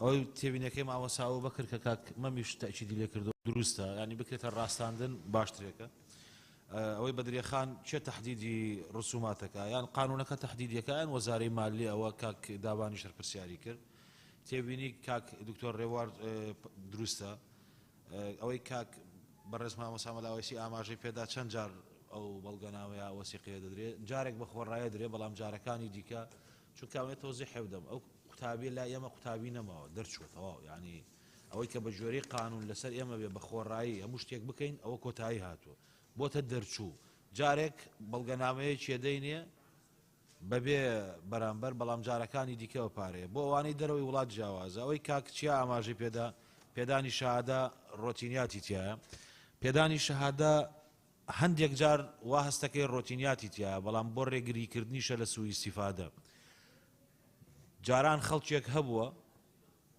دوو جار و سێ جار شەهادەی بردووە لە دائیرەکان پێی دامەزرا ئێستا دەبێ هەر شەهادەیەک بۆ هەر شوێنێگە ڕوا بە عینوانێک بووی بڕوە ڕاستە ئەم گرفتەمان لەگە کەرتی تایبەت هەیە بەڵام بەڕێوەبەرایەتی گشتی ئەزمونەکانمان ڕاست پاردووە کە دراسی ئەو بکەن معالەجێ بکەین بەڵام بۆ ڕێگری بکەین لەوەی سووی ئیستیفادە لە شەهادە بکرێ وای لێکراوە ئەوەی کاک مەمیش دروستە لە بەڵگەنامە و بڕواناوەکان بنووسێ بڕواناوەکانی دەرچوونانی وەسیقەی تەخەڕجیش و ئەم شەهادەشی تیابێ سپاس بەڵێ بەرەزان مادەی دوای مادەی نەوەت برای سروکی پارلمانی بخش 11 سیستمی دڵنیای جووری سەرپەرشتیکردن و هەڵسەنگاندن مادەی 90 سیستمی دڵنیای جووری لە بەشی کارگێری دامەزراوەکان مامۆستا قوتابی و خوێندکارێگەکانی وانەوتنەوە پرۆگرامەکانی خوێندن و ژینگەی خوێندن پێک دێت بەڵێ بەرزان لەسەر مادەی نەوە دەربارەی ڕێزەکەی گفتوگۆ کات کاگە و بەکراوەڵنی فەرموو لەگەڵ کاک حاجیڵ کرد فەرموو بەڕێز سەرۆکی پەرلەمان جەنابی وەزیر لە مادەی یەکەم بڕگەی 42 دڵنیایی جۆری بە ڕێکار پێناسە کراوە ئەڵێ ئەو ڕێکارانەیە کە لە پرۆسی پەروەردە و فێرکردن لە دامەزراوەکاندا بۆ هێنانەتی ئامانجەکانی ئەم یاسا دەگیرێتە بەر لێرە ئێوە ئەڵێن سیستمە ئەمە دووشتی لێک جیاوازن ئایا دڵنیایی جۆری ئەگەر سیستم بێ جیاوازە لەوەی کە ڕێکار بێ دووشتی لێک جیاوازن زۆر سپاس کاک حاجیڵ کەوت بەڕێز سەرۆکی پەرلەمان لە مادەی نەوە سیستەمی دڵنیایی زۆری لە بەشی کارگێری و دامەزراوەکان مامۆستا مەی خوێنەرەوە کاک حاجی قوربانیان هەر هەمان تێبینی لەسەر ئەوە مامۆستاکان بە خاڵ بنووسرێ بڵێن خاڵی یەکەم مامۆستا خاڵی دووەم قوتابی و خوێندکار خاڵی سێم ڕێگەکان و نەوتنەوە خاڵی سوارەم پرۆگرامەکانی خوێندن لەویانان باش ناتوە خاڵی پێنجەم بکرێتە ژینگەی خوێندن هەمان ڕێی مامۆستا ئەبوبەکریش بێ بەڵێ سوپاس مادەی نەوە توی یەکەموندەی فەرموو جەنابی وەزیر پەرلەمان ئەگەر وان وسرا بێ ئەوەی ازدیواجێتە چونکە دڵنیایی جۆری پرۆسێسە بەڕاستی بەر لەوەی کە ڕێکار بێ بەڵێ بەڵێ ئەڵەم ئەگە وان وسرا بێت دەبێت چا بکرێتەوە دەبێت چا بکرێتەوە چونکە ئەمان دروسترێکە کە پرۆسێس سپاس بەڵێ مادەی دوای ئەو برای سروکی پارلمانی تەوەری یەکەم بە پرسیارەتی دڵنیای جووری لە وەزارەت مادەی 91 یەکەم وەزارەت بەرپرسە لە جێبەجێکردنی بنەماکانی دڵنیای جووری و متمانەبەخشین لەبەر ڕۆشنایی پێوەر و ستانداردی زانستیدا و بەرپرسە لە پەرەپێدانی بەردەوامی توانای کادیرانی پەروەردە و فێرکردن دووەم لە پرۆسەی دڵنیایی جووری داڕاچاوی فیدباکی و قوتابی و خوێندکار و کارمەندانی دامەزراوەکە دەکرێت. سپاس. بەڵێ بەرزان لەسەر مادەی 91 بەناوەکەم تۆمارکەم دێ.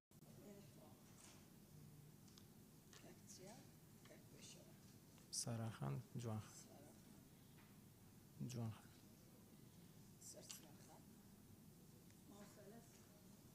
نیەتی سارا بەڵێ بەڕێزانە و بەڕێزانەسان لەسەر مادەی 91 گفتوگۆکەن بریتین لە بەڕێزان ساراخان کاک پێشەوە کاکچیا کاک تۆڕێبوار کاک توور ئیسماعیل مژدەخان سەرچنەرخان ساراخان فەرموو. بەڕێز سەرۆکی پەرلەمان سەبارەت بە تەوەریەکەم بەرپرسیارەتی دڵنیایی جۆری لە وەزارەت دووەم بڕگەی دووەم لە پرۆسی دڵنیایی جۆر ڕەچاوی فیدباکی قوتابی خوێندکاران کارمەندانی دامەزراوەکە دەکرێت. پێم باشە دڵنیایی جۆری پرۆسەیەکی بێکەوەتاوی زیادیشی بۆ بکرێت بە مەستی سەرەکی تێدا بریتیە لە بەرزکردنەوە ئاستی خوێندن و فێربوون لە ڕێگەی هەڵسەنگاندنی ئەدای مامۆستا و قوتابیان بە شێوازێکی بەردەوام و ڕێگانی شاندانیان بۆ خۆچاکردن و گەشەپێدان. زۆر سپاس. زۆر سپاس کاکچیا. بەڕێز سەرۆکی پەرلەمانی تەنها یەک تێبینی ئەو کەلیمە فیدباک بێتە گوهارتنە کەلیمەکی ستانداردی کوردی بێتە دانن چێترەجە فیدباک. زۆر سپاس. کاک پێشەوە. پاڵپشتی قسەکەی کاکچیاکەم سپاس. کاک تۆڕێبوار. بەڕێز سەرۆکی پەرلەمان بابەتێکی فەوقەلعادە گرنگە مەسەلەی دڵنیایی جۆری بەڵام من پرسیارەکەم لەم بڕگەیە هاتووە کە وەزارەتی پەروەردە لێی بەرپرسە ئایا بەشێک هەیە لە نێو وەزارەتی پەروەردە بە ناوی بەشی دڵنیایی جۆری بۆی سەرپەرشتی پرۆسەکە بکات چونکە ئەمە پرۆسەیە ئەگەر نییە دەبێت ئستحداز بکرێ و بەشە دەبێ هەبێ. دوو بەڕێز سەرۆکی پەرلەمان ئایا لە بڕگەکەدا باس لە سیستەمی دڵنیایی جۆریەکە بەڕاستی بۆ ئێمە بەرچاوڕوونیمان نییە کە ئایا سیستەمەکە چییە بنەماکانی چین چۆن پرۆسەکە بڕێوە چێ و خاڵی گرنگ لە سیستەمەکەدا چی ئەگەر بە پاشکۆ دان نابا لە پرۆژە ئاساکە بۆی بەرچاوی ئێمەش ڕوون بێ کە چۆن چۆنی ئەم سیستەمە پیادەکرێ چونکە زۆر زۆر گرنگە لە ئێمە بەرچاوڕوونیمانە نازانین چۆن ئایاوە پشت دەبەستن بە خاڵ لە پرۆسەی دڵنیایی جۆری و ئەگەر بۆ نمونە کەسێک دەرنەچوو لە دڵنیایی جۆری چۆن مامەڵەی لەگەڵەکرێ. جوانخان. بەڕێز سەرۆکی پەرلەمان هەمان تێبینی کاکچیام هەیە کە فیدباکەکە بکرێتەوە شەیەکی کوردی پشتگیری لێ دەکەمەوە پشتگیری لە قسەکانی دکتۆر ڕێبواریش. مژدەخان. بەڕێز سەرۆکی پەرلەمان سەبارەت بە مادەی 91 لە ڕێزی سێمدا دەنووسراوە کادیرانی پەروەردە وشەی کادیر مستەڵەحێکی حیزبیە پێشنیار دەکەم بگۆڕێ بۆ ستاف یاخود وشەیەکی گونجاوتر. سەبارەت بە دووەمیش وشەی فیدباکە ئەگەر بکرێتە مستەڵەحێکی کوردی لەوانەیە باشتر بێت چکە فیدباک کوردی نییە. سپاس. سەرچنەرخان. بەڕێز سەرۆکی پەرلەمان منش پشتگیری لەو بەڕێزانەکەم بکە ئەو وشە ئینگلیزیانە نابێ بێتە ناو مادەی قانونی بۆ نوێ ستاندارد دەتوانێت هەر لای بین بڵێن لەبەر ڕۆشنایی پێوەری زانستی ئەوە هەر ستانداردەکە لەوێ حەلە بێ کادیر ئەوە هەر وشەیەکی حیزبی وەکو مژدەخانەڵێ ینی پەروەردەیی نییە مصالحێکی پەروەردەیی نییە ئەوە هەر لا بچێت فیدباکیش بە هەمان شێوە ئینگلیزیە بێ لا بچێت و وشەیەکی کوردی لە بریدا بنرێت و سوپاس. دکتۆر ئیسماعیل. بله جناب سروکی پارلمانی افتاد مشلای خوشگاه سرچنار هات نکردن پشتگیری و پشتوانیا سرچنارت کن. بله برزان. برزان بود. برز. یک لحظه برزان بس. کاغ ما فرمو. دایخ زحمت بیا. برای سروکی پارلمان من پیشنهاد دکم لجهتی وشی کادیر اگر کارمند بکار بین رنگا تا ڕادیە گونجاوتر بێ کارمەندانی پەروەردە و فێرکردن دەربارەیەوەی کە زۆر لە ئەندامانی بەڕێز باسی دەستەواژەی فیدباکیان کرد فیدباک لە عەرەبیە ئەوترێ التەغذیە العەکسیە فیدباک مەسەلەن لە فەرهەنگی زمانەوانیە لە ناو میدیایە فیدباک بەرامبەر دەنگدانەوەش بەکارهێنرێ بەڵام ڕەنگە لێرەیە مەسەلەی دەستەواژەی دەنگدانەوە و جێگەیە نەگرێت مەفهومەکە بەو شێوەیە نییە من پێشنیاز دەکەم مەسەن ڕەچاوی ناچارە بین لە لایانی زمانەوانی هەندێک جار چەند وشەیەک بەکاربێنین بۆی چەمچێک یا مستەڵەحێک زان بگەێنین بۆیە لێرە ئەکرێ بڵێن لە جاتی فیدباک ئەگەر ڕەنگەم پێشنیازە قبول بکرێ ڕەچاوی چۆنیەتی توانای وەرگرتنی قوتابی و خوێندکار و کارمەندانی دامەزراوە کە چۆنیەتی توانای وەرگرتنی بکرێ ڕەنگە کەم تا زۆر جێبگرێ و سپاس. بەڕێز جەنابی وەزیر ئەگەر بە کورتی. جەنابی سەرۆکی پەرلەمان سەبارەت بۆ بەڕێوەبەرایەتی کە کاکچیا فەرمی بەڵێ ئەمە بەڕێوەبەرایەتی گشتی سەرپەرشتیاری پەروەردەیمان هەیە کە سەرپەرشتیان پرۆسەیەکە و مدیرێتێکی ژێ بەناوی بەڕێوەبەرایەتی دڵنیایی جۆری سەبارەت بە دەستەواژەکان ئەمە ئیشکالێکی تیا نابینین گرنگ زمانی تێگەیشتنە کادریش وشەیەکی حیزبینی ئەسڵەن وشەکە وشەیەکی فەڕەنسیە بەکاردێنرێ بۆ کەسێک کە شارەزایی لە بوارێکە هەبێ وەختی خۆشی لە فەڕەنسا بەکارهێنراوە لەو بوارانی کە تەدریبی مامۆستا و ستافی مامۆستایانەکەن. سپاس. مادەی دوایەوە بەڕێزان مادەی 92 بەڕێز سەرۆکی پەرلەمان مادەی 92 یەکەم ڕێبەری دڵنیایی جۆری لەلایەن وەزارەت بڵاو دەکرێتەوە وێنەیەکی لای دامەزراوە حکومیەکان دەپارێزرێت و دەبێتە سەرچاوەی سەرەکی بۆ پیادەکردن و بەدواداچوونی بەڕێوەچوونی پرۆسەی دڵنیایی جۆری. دووەم بە مەبەستی هەڵسەنگاندنی کارمەندان و خودی دامەزراوە حکومیەکان لە ڕووی کارجێڕی و ژینگەییەوە وەزارەت بەر لە کۆتایی مانجی ئایاری هەر ساڵێک فۆرمی وەکیەکی هەڵسەنگاندن بەسەر دامەزراوەکاندا دابەش دەکات. ئەو فۆرمانە دەبنە بنەمایەک بۆ هەڵسەنگاندنی خودی و دەرەکی ناو بەناو لەلایەن دامەزراوەکانەوە و دەبنە بنەمایەکیش بۆ راپۆرتی سەرپەرشتیاران. سێەم یەکەم بە مەبەستی بەدواداچوون بۆ بەڕێوەچوونی پرۆسەی دڵنیایی جۆری و پیادەکردنی بە باشترین شێوە بەڕێوەبەرایەتێکی کارجێڕی دڵنیایی جۆری و سەرپەرشتیکردن لە پارێزگاکان و ئیدارە سەربەخۆکان دادەنرێت.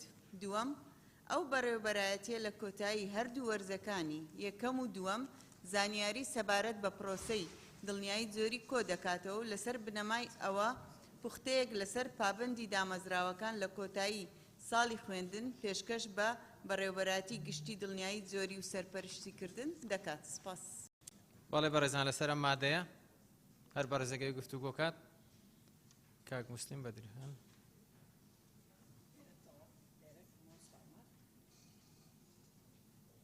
دکتۆرە شێن تاونە.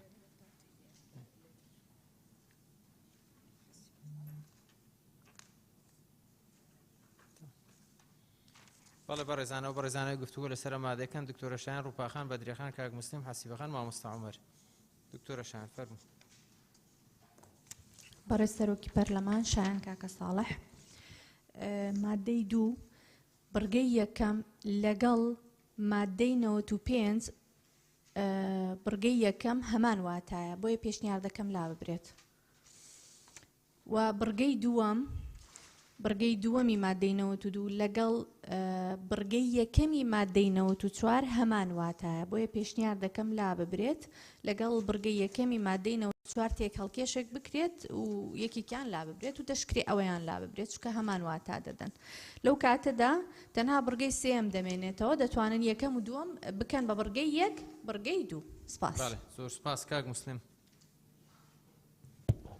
بەڵێ سەرۆکی پەرلەمان دیارە مادەی 92 بە شێوەیەکی گشتی بابەتی دڵنیایی جۆری شتێکی زۆر باشە مە هەکبەی مامۆسایە هەکبەی کارمەندانە قوتابیانە لە ناو دامەزراوە پەروەردەیەکان بەڵام ئایا لێرە لە سێ بڕگەیە کە ئێمە خوێندومانەوە شتێکی تیانە ئایا ئەوە بکرێت بە بنەما کە هەڵسەنگاندنە بۆ کارمەندە مامۆستا قوتابی لە ناو دامەزرای پەروەردەیەکان بکرێتە بنەما بۆ شکر و سپاس و ڕێزپێدان و پلە بەرزکردنەوەی ئەو کەسە کە هەڵی دەسەنجێنی جیاواز لە کەسێکی تر کە هەکبەیەکی دەوڵەمەندی هەیە لە زانیاری لە کار و چالاکی لە بینینی خول و ڕایەنان باشتر نییە ئەمە بکرێتە بنەما و پێوەرێک بۆ ڕێزپێدان و شکر و سپاس لەیان دامەزراوە پەروەردەیەکەوە یاخود لەیان وەزیرەوە.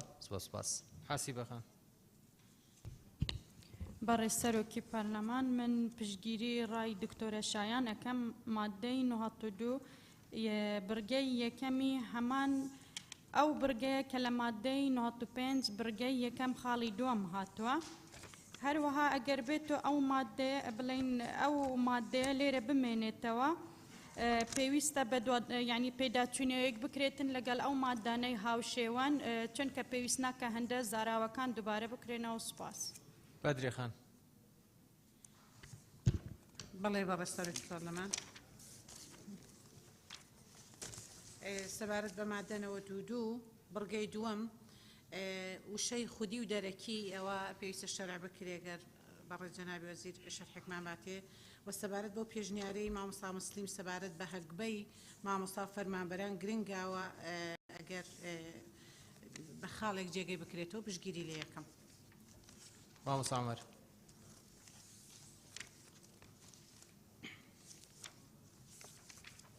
مایکەکەت بە درێخانەکە حەزێت.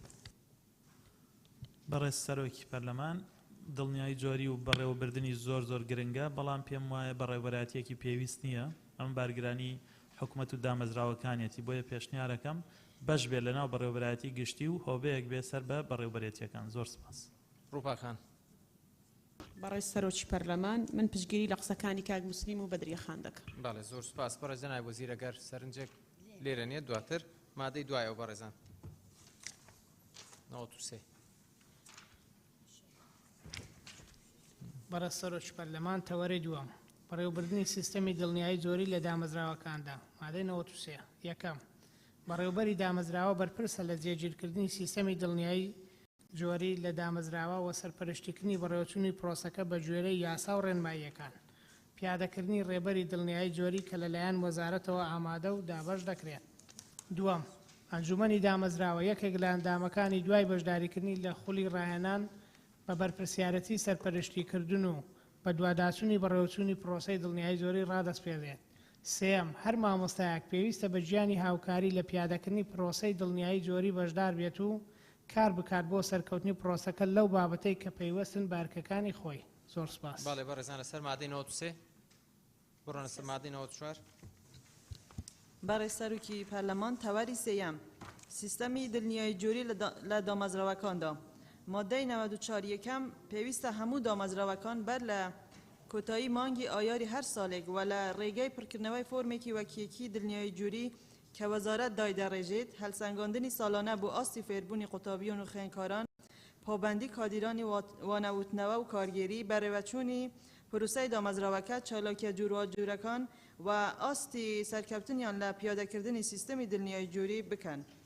دوام پوختەیەک لە فۆرمەکانی هەلسەنگاندن لەگەڵ بەلگەکان و پێداویستیەکان بوو لایەنە پەیوەنددارەکان بەرز دەکرێتەوە و هەلسەنگاندنەکە دەبێتە بنەمای بابەتیانەی پروسەی هەلسەنگاندن. سەیەم مافی هەر کەسێکە کە بەرژەوەندیەکی ڕاستەوخۆی هەبێت وێنەیەکی راپۆرتی کۆتایی هەر دامەزراوەیەک بەدەست بهێنێت لە ڕێگەی داوایە کە پێشکەشی بە ڕێبەرایەتی گشتی دڵنیایی جووری و سەرپەرشتیکردن دەکرێت. چوارم ئەگەر کەموکۆڕی لە کاری دامەزراوەکە بەدیکرا و لە کاتی دیاریکراودا چارەسەر نەکرا ئەوە ئەرکی وەزارەتە ڕێکاری پێویست بەرامبەر دامەزراوەکە بگریتە بەر. بەڵێ سپاس. لەسەر مادەی 94 مادەی دوایەوە بەڕێزان فەرموو. مادەی 95. تەوەری چوارم ڕێبەری دڵنیایی جووری مادەی 95 یەکەم یەک وەزارەت ڕێبەری دڵنیایی جووری لە بواری پەروەردە فێرکردندا بەلاو دەکاتەوە. دوو ڕێبەری دڵنیایی جووری پێناسەی دڵنیایی جووری و سیستەمەکەی بەڕێوەبردننی سیستەمی دڵنیایی جووری لە وەزارەت و دامەزراوەکان و نیشاندەرەکانی دڵنیایی جووری لە وانەوتنەوە بەڕێوەبردننی دامەزراوەکان شێوازەکانی وانەوتنەوە پروگرامەکان ژینگەی دامەزراوەکە پێکاتەکانی هەکبەی مامۆستا دیاریکردنی ڕۆلی کەسوکاری قوتابیان و خوێندکاران لە پروسەی دڵنیایی جووری نمونەیەکی فۆرمەکانی هەلسەنگاندن و چۆنیەتی پڕکردنەوەیان لەلایەن کادیرانی دامەزراوەکان لە خۆ دەگرێت. دوام دەبێت ڕێبەری دڵنیایی جووری پێش دەستپێکردنی ساڵی خوێندن لە لایەن وەزارەتەوە ئامادە بکرێت و بەسەر دامەزراوەکاندا دابەش بکرێت. بەڵێ بەڕێزە مادەی 95 دکتۆرە شایان بەسە و تێبینیە فەرموو.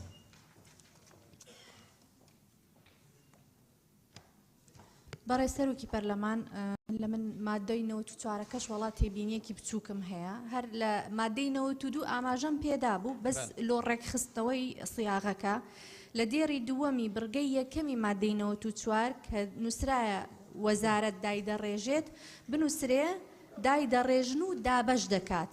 ئەو کاتە هیچ کێشەیەک دروست نابێت کە لە مادەی 92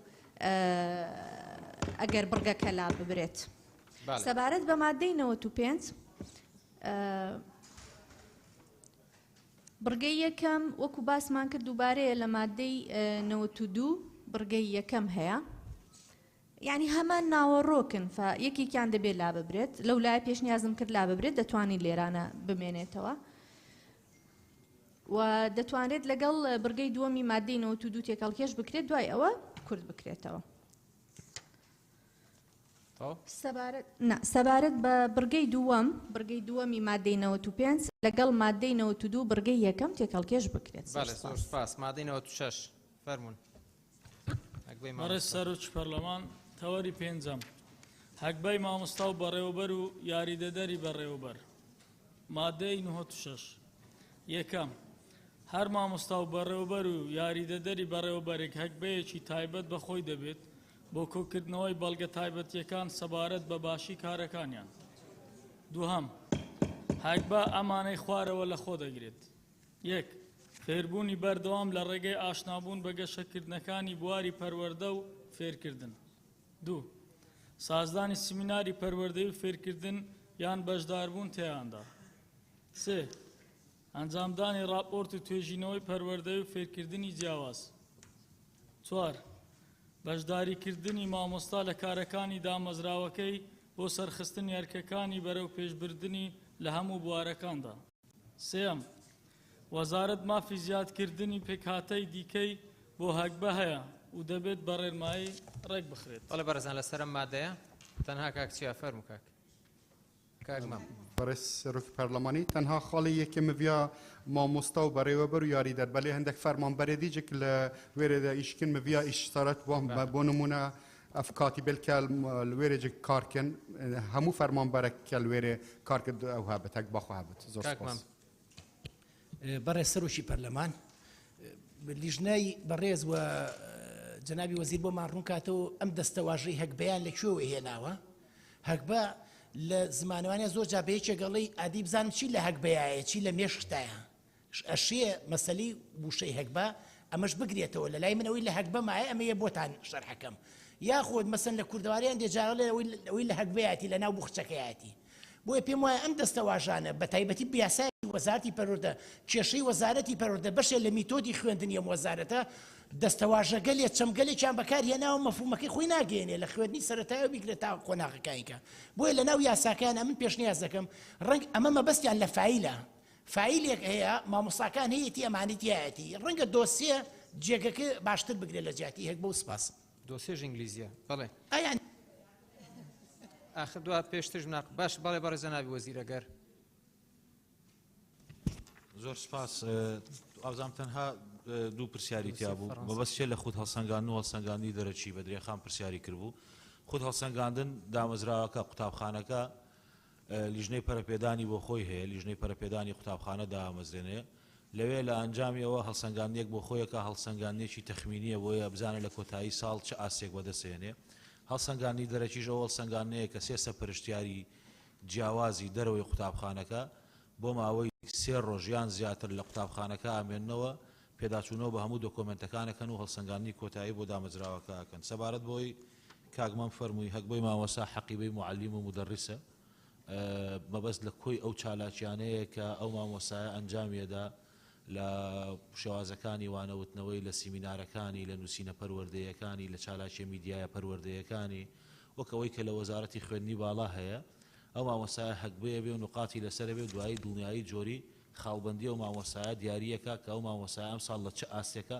ئەو چالاکیانەی ئەنجامداوە دەستخۆش مادەی 97 بەڕێزان فەرموون تەوەری شەشەم هەڵسەنگاندنی ساڵانەی دامەزراوە حکوومیەکان و فەرمانبەرەکانیان مادەی 97 یەکەم یەک کادیرانی پەروەردەی و فێرکردن و کادیرانی کارژێڕی ساڵانە لەلایەن بەڕێوەبەری دامەزراوەکە هەڵسەنگاندنیان لە بوارە جیاوازەکاندا بۆ دەکرێت دوو ئەنجامەکانی پرۆسەی هەڵسەنگاندن لە تۆمارەکانی دامەزراوەکە تۆمار دەکرێن و پوختەیەکی لە شێوەی فۆرمێک بۆ بەڕێوەبەراتی گشتی پەروەردەی پارێزگاکان و وەزارەت دەنێردرێن سێ هەڵسەنگاندنی ساڵانە بۆ دیاریکردنی خاڵە بەهێز و لاوازەکانی کادرەکان و دامەزراوەکە دەکرێت و وەک بنەمایەک بۆ پێشکەشکردنی و سوپاس و پێزانین بەکاردێت دووەم هەر دامەزراوەیەک لەلایەن لیژنەیەکی هەڵسەنگاندنی دەرەکی سەر بە وەزارەت و بە پێوەرەکانی وەزارەت و فۆرمی تایبەت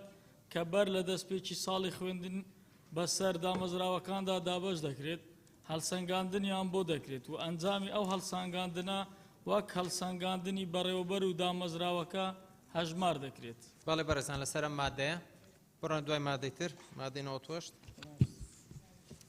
بەڕێز سەرۆکی پەرلەمان تەوەری هەفتەم پرۆسەی هەڵسەنگاندن و دەرهاویشتەکانی مادەی 98 یەکەم ئەرکی بەڕێوەبەرایەتی دڵنیای جۆری و سەرپەرشتیکردنە فۆرمەکانی هەڵسەنگاندن کۆ بکاتەوە کورت و پۆختیان بکات و تۆمار و شیکردنەوەیان بۆ بکات و سوودیان لێ وەربگرێت. دوام ئاستی کارامەیی هەر دامەزراوەیەک بەپێی زانیاری و بەڵگەکانی راپۆرتی ساڵانە دەبێت و دامەزراوەکان بەم جۆرە پۆلین دەکرێن. یەک ئاستی یەکەم پێویستی بە پشتیوانی گەورەیە، دوو ئاستی دووەم پێویستی بە پشتیوانیە، سێ ئاستی سێەم ناوەند، چوار ئاستی چوارەم باشە.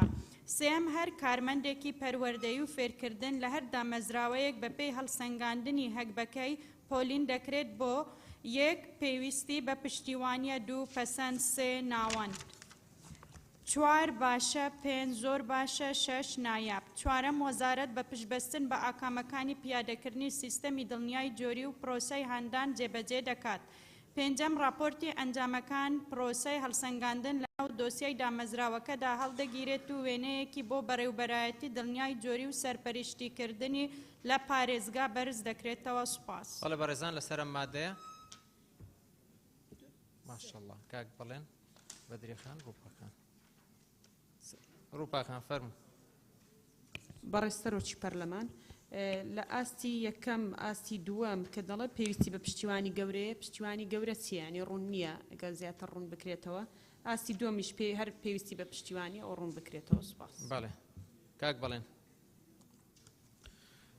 بەڕێز سەرۆکی پەرلەمان وەڵام تێبینەکەم هەم بۆ مادەی 97 و 98 کە چکە لێرەش باسی دامەزراوە کرێ پرسیارەکەی من ئەوەیە مەبەست تەنها لە دامەزراوە حکومیەکانی کەرتی پەروەردەیەوانەیە کە لەلایەن وەزارەتی پەروەردەوە بەڕێوابرێن. زۆر سوپاس. بەدرێخان. بەڵێ بەڕێز سەرۆکی پەرلەمان منیش هەمان پرسیاری ڕووپاکخانمە بۆ پشتیوانی لە یەکەم بەس وەڵای یەک پرسیارم لە جەنابی وەزیرە بۆ کە ئەرگ نەبێ مادە 92 لەگەڵ 96 زۆر لێک چوون ئەگەر ئەو دوو مادەیە بکرانە بەیەک باشتر نەبوو هۆکار چییە بوون بە دوو مادەی جیاواز. زۆر سپاس. جەنابی وەزیر ئەگەر لەمەوەی دەقەیەک فەرموو. زۆر سپاس. سەبارەت بە ئاسی 1 و 2 3 و 4 ئەو ئاسی قوتابخانەکەیە قوتابخانە تەصنیفەکرێ بۆ سەر 4 ئاس هەر ئاستێک نمرەیەکی خۆی هەیە بۆ نمونە لە نمرەی 63 هەتا نمرەی 82 دەست پێەکە بە ئاسی سێم بەڵام نمرەی 1 و 2 ئاستەکانی لاوازن ئەو دامەزراوەیە پێویستی بەوەیە دامێکی زیاتر بکرێت لە بەرەوەی کەم و کوڕی هەیە لە پرۆسەی دڵنیایی جۆریە. سەبارەت بەوەی کاک بەڵێن فەرمووی بەڵێ بۆ ئەهلیەکانیش جێبەجێیەکرێ بەڵام ئەوە لە فەسڵی ئەهلیەکانە ئاماژە بە سیستەمی دڵنیایی جۆریەوانی شەدرێ. بەڵێ بەڕێزان مادەی 92 دوایەوە فەرموون. تەوەری هەشتەم دڵنیای جۆری لە کاتی دامەزرانی دامەزراوەیەکدا مادەی 99 یەکەم هیچ دامەزراوەیەک دانامەزرێت و مۆڵەتی پێنادرێت ئەگەر پێداویستیە خۆزراوەکان و ڕێکارەکانی دڵنیای جۆری و ڕێبەری دڵنیای جۆری نەبێت. دوام یەک هەموو دامەزراوە حکومیەکان هەر 4 ساڵ جارێک دوای داوای باوەڕپێدان لە وەزارەت دەکەن کە وەک سەلماندنی کواڵیتی وانەوتنەوە وایە لە دامەزراوەکەدا. دوو وەزارەت لەو ڕوەوە پشت بەو هەڵسەنگاندنەی دامەزراوەکە کە لە 4 ساڵی پێشتر بەدەستی هێناوە دەبەستێت. سوپاس. بەڵێ بەڕێزان لەسەر مادەیە کاک چییە؟ کاک گۆران، کاک محەممەد، کاک گۆران فەرموو کاک. بە ناوی خوای گەورە بەڕێز سەرۆکی پەرلەمان لە مادەی 99 خاڵی یەکەم ئێمە ئەمانەوێ دڵنیای جۆری بکرێتە بەشێک لە وەزارەتی پەروەردە وە نەک دامەزراوەیەکی سەر بەخۆ بێ. ئەم لێراڵێ هیچ دامەزراوەیەکدا نامەزرانی بەتەمای چەند دامەزراوەی تردا بمەزرێنی لێ. زۆر سپاس. کاک محەممەد فەرموو. محەممەد سعدەدی. بەڕێز سەرۆکی پەرلەمان سەبارەت بە هەڵسەنگاندن مادەکانی پاشی وە ئەوەی سەرپەرشتیاری پەروەردەیی دێت ئەو هاوسەنجێک و دەگرێت سەرپەرشتیاری پەروەردەییش هەڵسەنگاندن دەکات دڵنیایی جۆریش هەردووشیان تقریبا هەمان مافی ئەوەیان هەیە ئەرکیان هەیە. سوپاسان دەکەین. کاک چییە؟